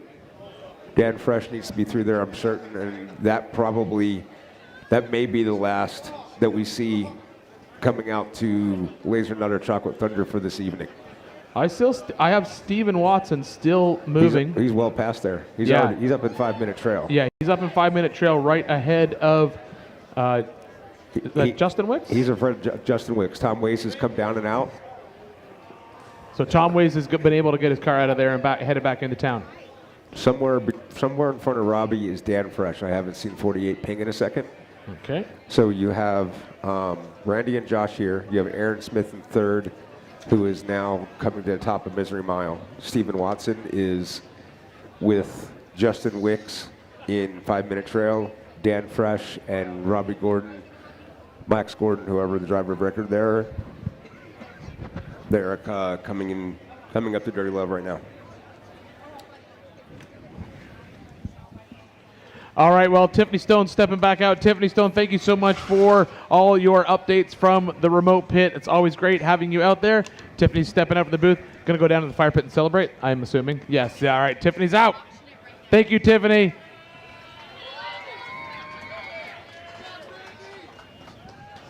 Tiffany, you're a rock star. Thank you very much.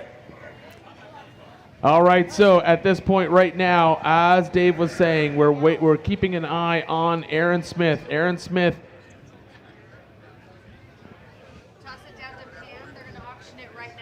Okay, Pam is going to do a little auction right now live here in Hammertown. Pam, go for it. Thank you so much, Ian. That panel, Okay, so that right panel's now, going to be you worth guys. more in a second. Pam, give me 1 second for Ben to give you an announcement, so Okay. that panel can be worth more. Okay. Hold on. Jim, Ian, Dave, I've just come out of the race control with the USAC and timing and scoring teams, and I can confirm that both drivers tonight who have finished the course drove a clean course, got every RCP and VCP. So Randy Slauson is the 2026 King of the Hammers. Wow. Everyone, that is absolutely amazing. And as Dave said, yes, that panel now will be worth a little bit more money. A panel from the Perfect Bomber. All right, Pam, take it away. All right, thank you guys so much. Randy, it is now official. How are you feeling right now being a 4-time king? Nah, that's amazing. I'm excited. That's pretty cool. Big thumbs up from Dave. Handshake. You guys, I mean, we can make it official right now, and that's what's got to feel really, really good. We're trying to auction off your panel at the same time, which is up to $5,000 right now that's going to go to Cody Addington and to Kendall Glines. Awesome. That's great. All right, so we've already gone through our thank yous and everything. We're going to also get you your trophy over here as well, I believe. So let me go grab that. But while we're doing that, do we want to do the auction in the middle of this? Right now. Okay, so $5,000 right now is what this panel is at by Rob McCauley, who's on the phone with me right now. Anybody else want to top $5,000? Anybody? Okay, so $5,000 for Randy Slauson's winning 4-time King panel is going to go to Cody Addington and to Kendall Glines.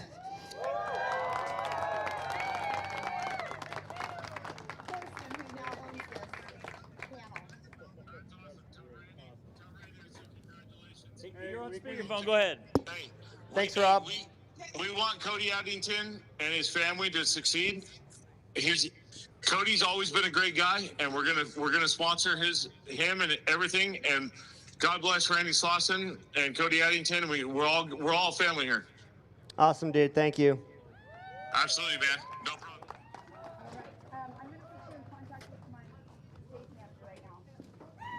Okay, so I can give him the scepter.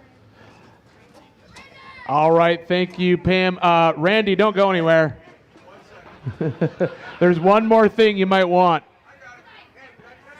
No, Dave's going to do it. Dave's coming down. There's one more thing up here that you might want to get your hands on. Checks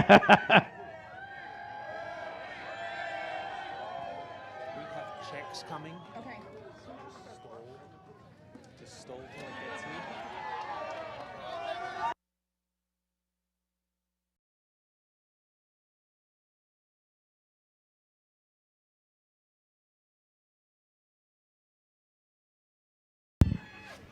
Well, Jem, there he is, our official 4-time king, Randy Slauson, gets the scepter, gets the hammer. Here it is inside Hammertown.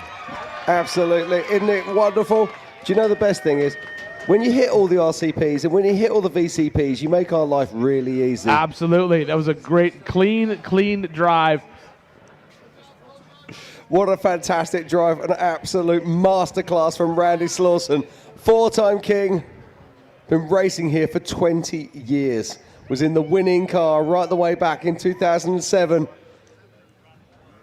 He won the longest race in 2015 at 8 hours and 15 minutes. And today that was eclipsed with a massive 13 hours and 1 minute.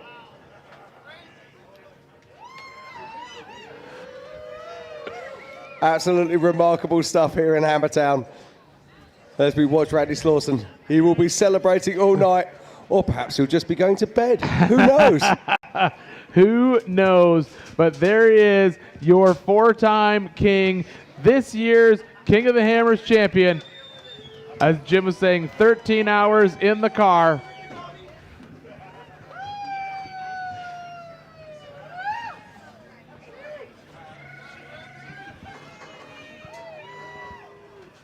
So the partying is going to continue here in Hammertown for a very long time indeed.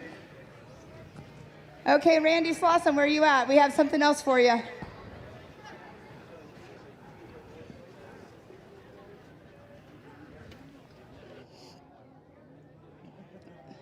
Let's come back around the front too. We got something else for you. I mean, it is a big check. Randy Slauson, you've also now won $25,000 from King of the Hammers.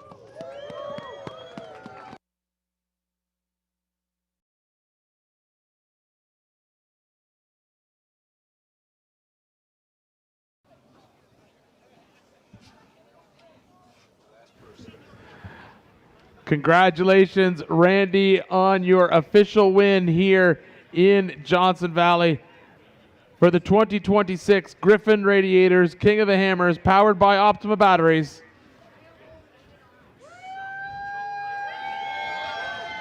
Four-time king. Oh, I just love this so much, Ian. This is absolutely fantastic. Yeah, it was awesome seeing Randy smiling at that finish line. Absolutely stoked to be back in town. And the bit that gets me is you look at the carnage out on track and then you look down at Randy's car and you can't really put the two together. It doesn't make any sense because Randy's car kind of looks like he could go back out and do it again. Well, I maybe. It's a maybe thing. I don't know, Jim. That car, every part has its time, Jim. And I think there's a lot of parts on that car that are like, nope, I don't want to go back out on course. All right, so as Randy finishes celebrating right now, we are looking at still who is out on course. We also have Josh Bler is in town as well. We're going to get him up on stage here shortly to celebrate his second place finish because he is the second place official, second place vehicle here in King of the Hammers, but also our only other finisher. Absolutely, and I'm looking back on the tracker right now. I genuinely don't see anybody that looks like they will finish inside time. Well, and Aaron Smith over. is the only one that I think that might, but he's now in that other trail, and he was stationary for a little bit, but now he's moving. Well, I can tell you now that it's now 10 p.m. exactly. That is an official course close, and unless we hear different from race ops. I got some more information for that. Just talk to Ben. Yeah, we have adjusted time too. We have Randy and Josh in both with clean times. We have Aaron Smith that's out there still moving. Stephen Watson has just pulled off a 5-minute trail. Justin Wicks hasn't moved on 5-minute trail for quite a long time, so that's fourth and fifth. And fourth has just pulled out of the race. Yep. Max Gordon is coming down to Tortuga Blanca and getting ready to go into the arena. And John Webb is clearing Laser Nut Alley, and that will probably be Max and John and Aaron and Justin have all been told to keep coming to the finish. We're going to totally be here waiting for them. But the reality of it is there's only going to be 1, 2, 3, maybe 6 people here total at the finish line. And that's if they all keep moving. And that's going to be after hours. Yeah, we did see Aaron stopped on course, but it does look like he's moving again right now. As we're seeing on the tracker, we're seeing Stephen Watson, he, like you said, dropped out a 5-minute trail and looks like he's now headed back across the lake bed. As Max Gordon. Aaron Smith's almost at the top of Misery Mile.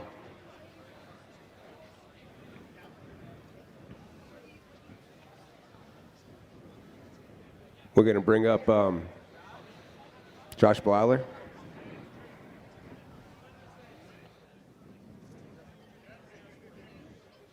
Yeah, I think.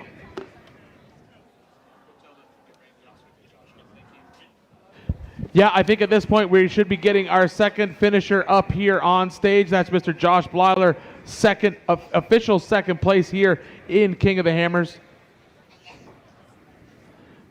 Randy's just finishing up his last little celebrations. I don't think little is the word that comes to mind. There's going to be a lot of celebrations. Being a 4-time king. 4 times. That's absolutely awesome.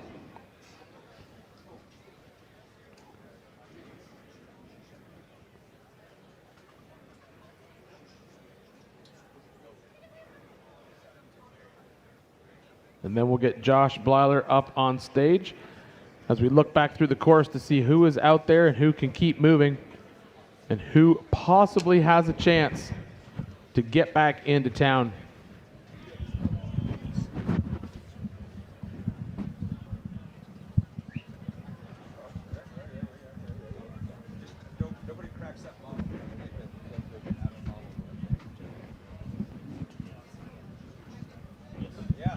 Okay, we have another item that I'm going to actually hand off the microphone to Mr. Randy Slauson. So Randy, here you go. We're going to auction one or two. Oh, we're going to do one now and one later. We're going to auction the King of the Hammers 2026 champion, whatever this is, whiskey, for the Cody Addington cause. And I'm going to sign the bottle. So, who wants to start the bidding? $200. Yeah. I can spice it up for you. That's Manchester Distillery. They're our new sponsor. They're our partner in Kentucky. They're bringing us out to race in Kentucky. And they only came on board at the last second, and they made this happen. This was based on a single barrel, and it's labeled 2027 King of the Hammers Champion. There was only 8 of these bottles made, and I already drank 2 of them. All right, we got 200 down here. Who's next? 500. Anybody else? $1,000 from the booth. 600. Anybody for 600? I'll go down there, Dave. 600. Do I got 7? Do I got 7? Do I got 7? Oh! $1,000! That man there loves his alcohol. Yeah, $1,000. Ian is taking home a bottle. Anybody else? Going once? Go. Oh! $1,500. $2,000. $2,000. $2,500. $3,000 from Ian Johnson from Big Tire Garage. Anybody else? Going once? Going twice. Sold. Ian Johnson from Big Tires Garage. What an awesome, awesome opportunity. And he's going to sign it for you right now. Absolutely.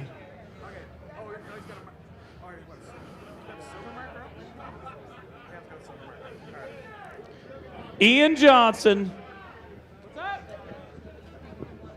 No, he's not giving samples. He's taking it home. For those of you who don't know, Ian from Big Tire Garage has an amazing collection at home. Very, very exciting. And again, shout out to all the people that made this possible. Hey, Matt. There we go. Yeah, good. All right, you guys, if you didn't get in on the Sharpie, the whiskey bottle here, the distillery bottle for the King of the Hammers, they have a second bottle that they will be auctioning off online. So there will be another one. They'll get that all set up, and you'll have a second chance. All right, Ian, I want to know, why did you want that bottle so bad? Are you kidding me? Limited edition King of the Hammers whiskey? Who doesn't want that?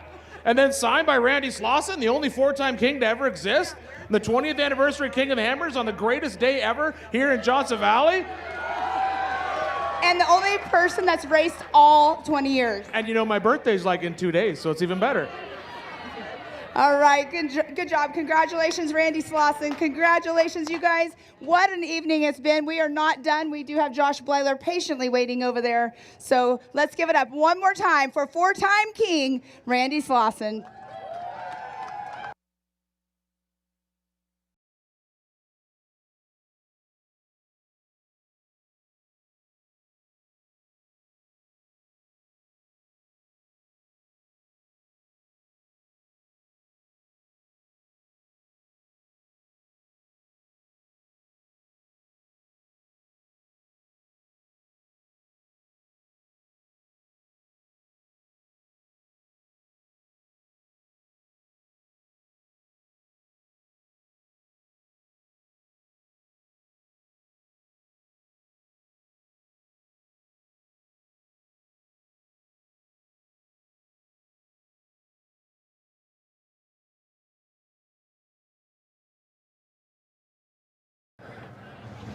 Okay, so as Randy Slauson, our 4-time king, leaves the stage, the celebrations will continue long into the night, I have no doubt. But coming up right now, it is Josh Bler, our official second place at the 2026 Griffin Radiators King of the Hammers, powered by Optima Batteries. Hey, are you ready for this? Before we hand it over to you, Pam, real quick, update.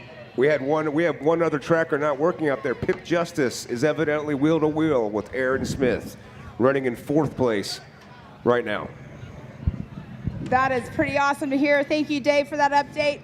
Josh Bler, here you are at the finish line, 2nd place here at King of the Hammers for the 20th. I mean, what a day. It was a hell of a day, man. This, I don't know what Dave was thinking, but that was a nasty, nasty course. I mean, you guys all were battling it out. I mean, you are officially in that number 2 spot. Mr. Ben Napier bringing you over your trophy. You have been a past king with us as well. Getting your hug from Ben Napier.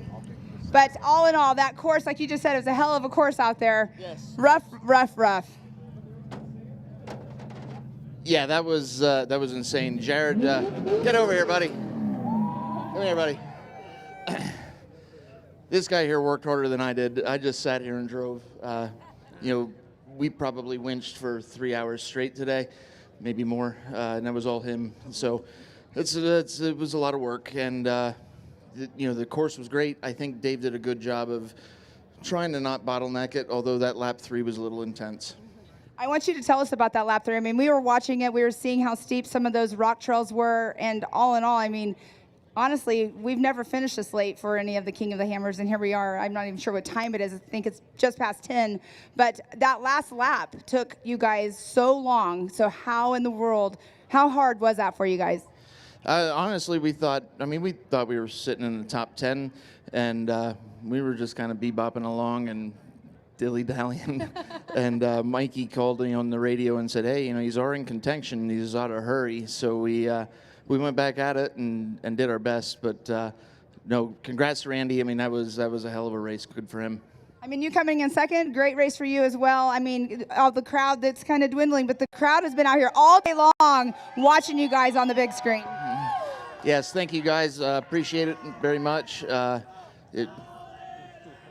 Solid axle, yes. Yeah, thank all you guys. Appreciate it very much. Okay, Josh, I know that you, when I was talking to you the other day, you were saying how, you're just here to, have some fun and go on the course. And I was like, well, maybe you'll get back up here and be king again. You are in second place, but did you ever expect that you would be up here again? Not really. Like I said before, to win this race is kind of an unrealistic goal, and we were able to do that a few years ago. So every year we come back now, we do it for fun. I mean, we pour our hearts into it and give it everything we can, but just another day here and finish. You guys heard me say this every single year. Just finishing this race is an accomplishment. I don't care where you finish. So this is, I think this is 9th finish. So 9 finishes in a row for this car. So I'm happy. And you're saying right there, it's a finish in itself is a win, but I mean, today's course, definitely finishing is a win. Absolutely. We'll take it. Yeah. Awesome. Well, Josh Bler, who all would you like to thank for getting you out here? First and foremost, the guys standing around this car, my team, they pour their lives into it, and they certainly wouldn't have to, but they give me everything, and we try to give them everything back. So thank you guys. My wife and kids, they're bouncing around here somewhere too. They let me do this, and super excited for that. Jared and his family for tagging along to do all this stuff. Thank you guys. That from a professional standpoint, Big B Manufacturing, that's our home base manufacturing group. Spider Tracks, Dynamic Torque Converters, Nitto, those things are awesome. Mapco, and I'm not good at this. Miller Motorsports, Gilbert's. The Gilberts, they're on their way home now, but the Gilberts help us out tremendously. Tire balls, Radial Dynamics, the steering people, those guys are awesome. Awesome. Well, congratulations. Mr. Dave Cole's going to come over here and congratulate you as well. But Josh Bler, let's give it up. Number 2 spot officially out here for the King of the Hammers.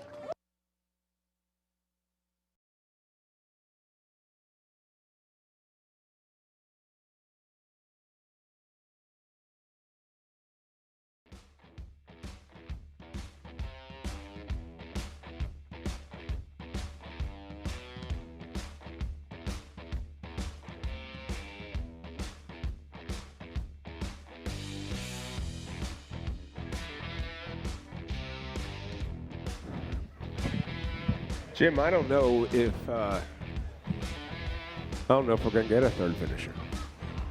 I don't think we're going to get one inside of time, that's for certain. I'm just looking at where they are on these trails, and it's just not a possibility for them to get back across in time. But what we might have is some finishers crossing the line outside of time. But we've done it for ever since the start of this race. We bring home our people.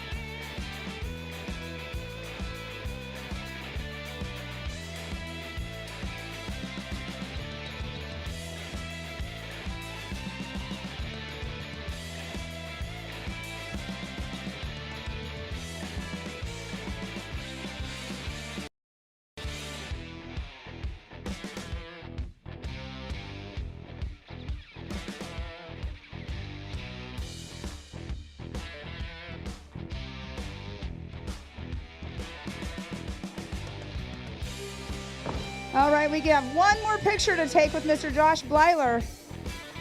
We have the big checks are back. Josh Bler from King of the Hammers. Here's a $10,000 check.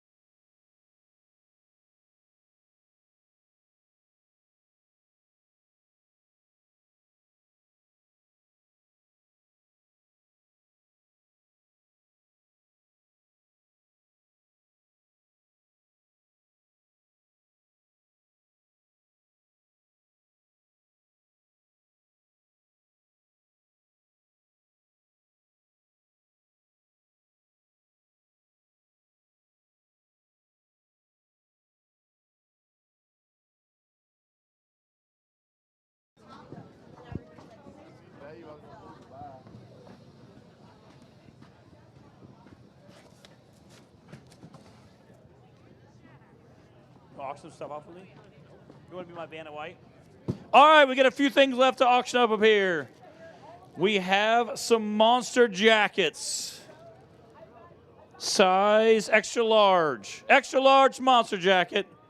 Somebody start bidding for me. $5. Anybody else? Anybody else? I got some monster jackets. Yes. Yep. $100. Hey, I got a hoodie I'll throw in for you too. $200. $200. $200. Very XL. XL. It's a monster.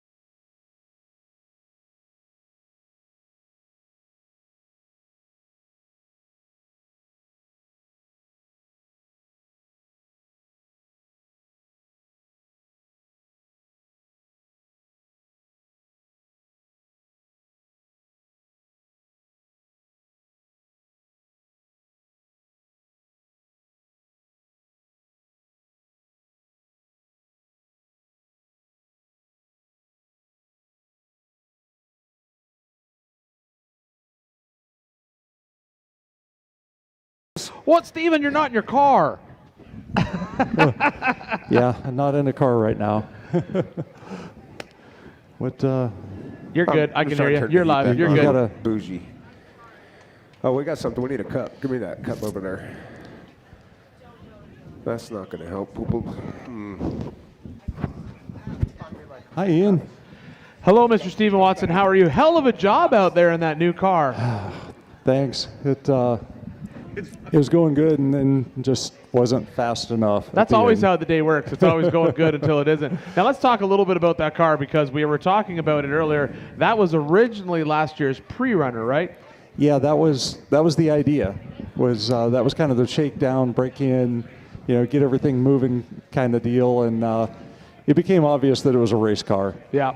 So here we are. And there's no point owning a race car and not racing it. No, you have to race the race car. Race cars are meant to be raced. Well, and good sailors aren't made in port. We all come with an expiration date. This is true. Absolutely true. And I need to keep doing this. Now is the time. So we were talking about that. When is the last time that you raced this race course? 2013. So 2013 was the last time you were racing, or just because you've been co-driving for a while? The last time I drove. Okay, last time you drove was 2013. Yeah, I've co-driven every race since then. Yeah. So you've been in the co-dog seat forever with Kevin Stearns usually, right? Kevin, I co-drove with Jimmy Jack in his first, I guess he was running in modified then, but in his old trail Jeep. Yeah. Rode with him. And the rest of it was been with Kevin. And so now you are in the driver's seat of that car, and now that you've raced it, you picked a great year to just, jump back into the game. Oh, boy.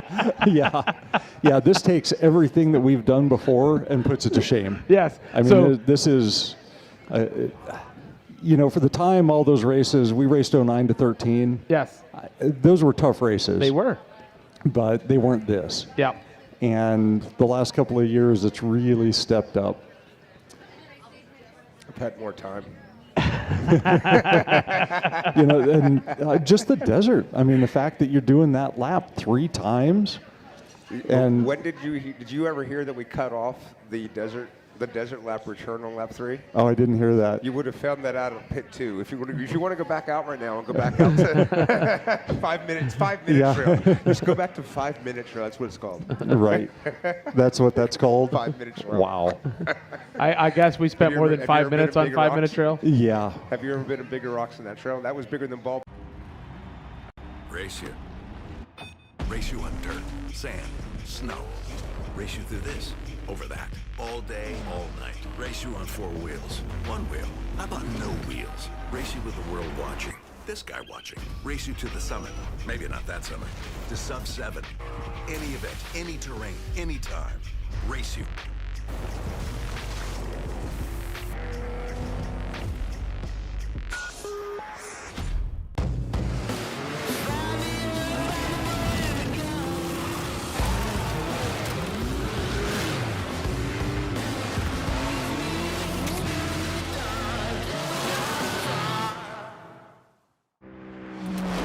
Heard the fable about that old cable car doing 100 miles an hour beneath the local radar. And it's inches to the finish, so you better play hard. To make the rash decisions, now it's time to take charge. And it's death to the loser, but to win it or not.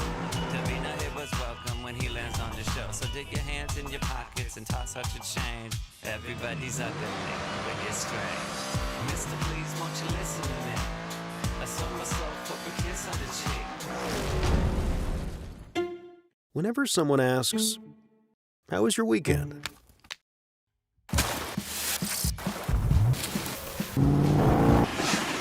Or, "What have you been up to?" Or just, "What's new?"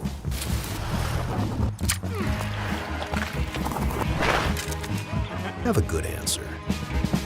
Just do what you love. Toyo Tires.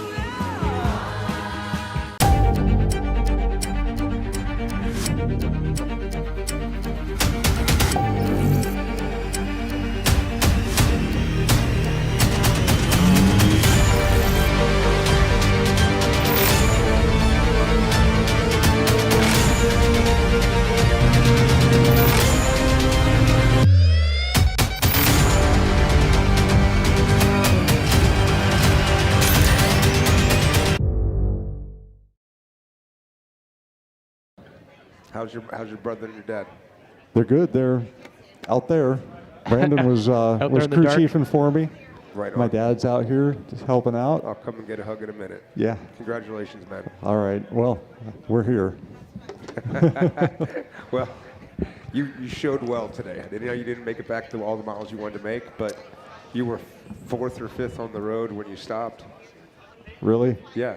When you left, you were 4th on the road. Aaron Smith is 3rd on the road. He's not here yet. Oh wow. And then we didn't know the Pip Justice tracker wasn't working. He's out there with Aaron. I guess you saw them Okay. near each other, or they were right in front of you. Yeah.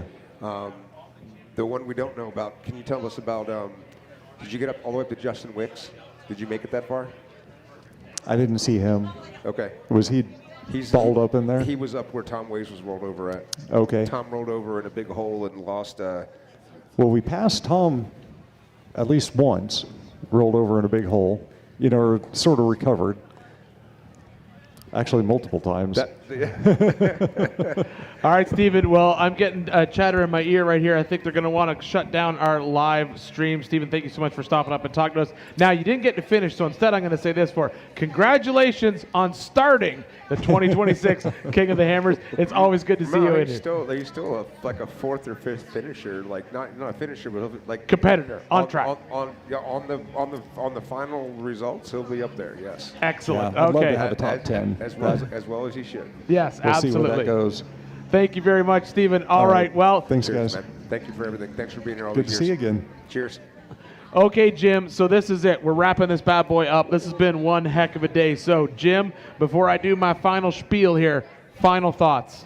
Well, what an incredible couple of weeks of racing we've had. Let's talk about the motos. We're back over, I can't believe that's nearly 2 weeks ago. Then we had the desert race action. We had the limited and the unlimited classes, and they were absolutely epic. Step forward, we came through to qualifying for the rock races, and then we moved into the rock races themselves with the Can-Am 4900 UTV Championship. Then, of course, we had the Yokohama Everyman Challenge yesterday, and then today was the Griffin Radiator Race of Kings, and what an epic 20 years it's been, and what a celebration of Ultra 4 racing. Yeah, absolutely. Only 2 official finishers across the line. We have a brand new king, Mr. Randy Slauson, first time ever, 4-time king.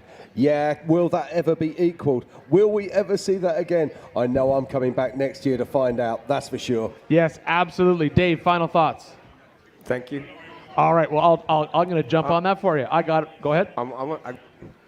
I didn't realize we're closing that fast. We Sorry. are. That's good. I appreciate that. We do have. I want to recognize Aaron Smith still out there. He is at the bottom. He's going up into Big Johnson right now. He's realistically an hour and a half from here. That's the reason we're closing the show down. We can't show any more video, and the next finisher is an hour and a half away. We're going to stay live here at the finish line. I'll wait. And 20 years. Thank you very much. Thank you, Jim, Ian, everybody here shooting all the things. Miles. You guys are all rock stars. Peace out. Absolutely. And with that, I want to say once again, for another year, wrapping this up, thank you to the hundreds of volunteers and course workers, all of our racers that came out here to race, family and friends that watched at home. On behalf of John Crowley, Austin Fishgistics, Pam Hall, Tiffany Stone, Matt Holt, Miles Hasselquist, and of course, sitting right beside me, Mr. Jim Marsden, and our celebrity guest host, Mr. Dave Cole. I'm Ian Johnson. Thank you for watching the 2026 Griffin King of the Hammers powered by Optima batteries. We'll see you again on the lake bed next year.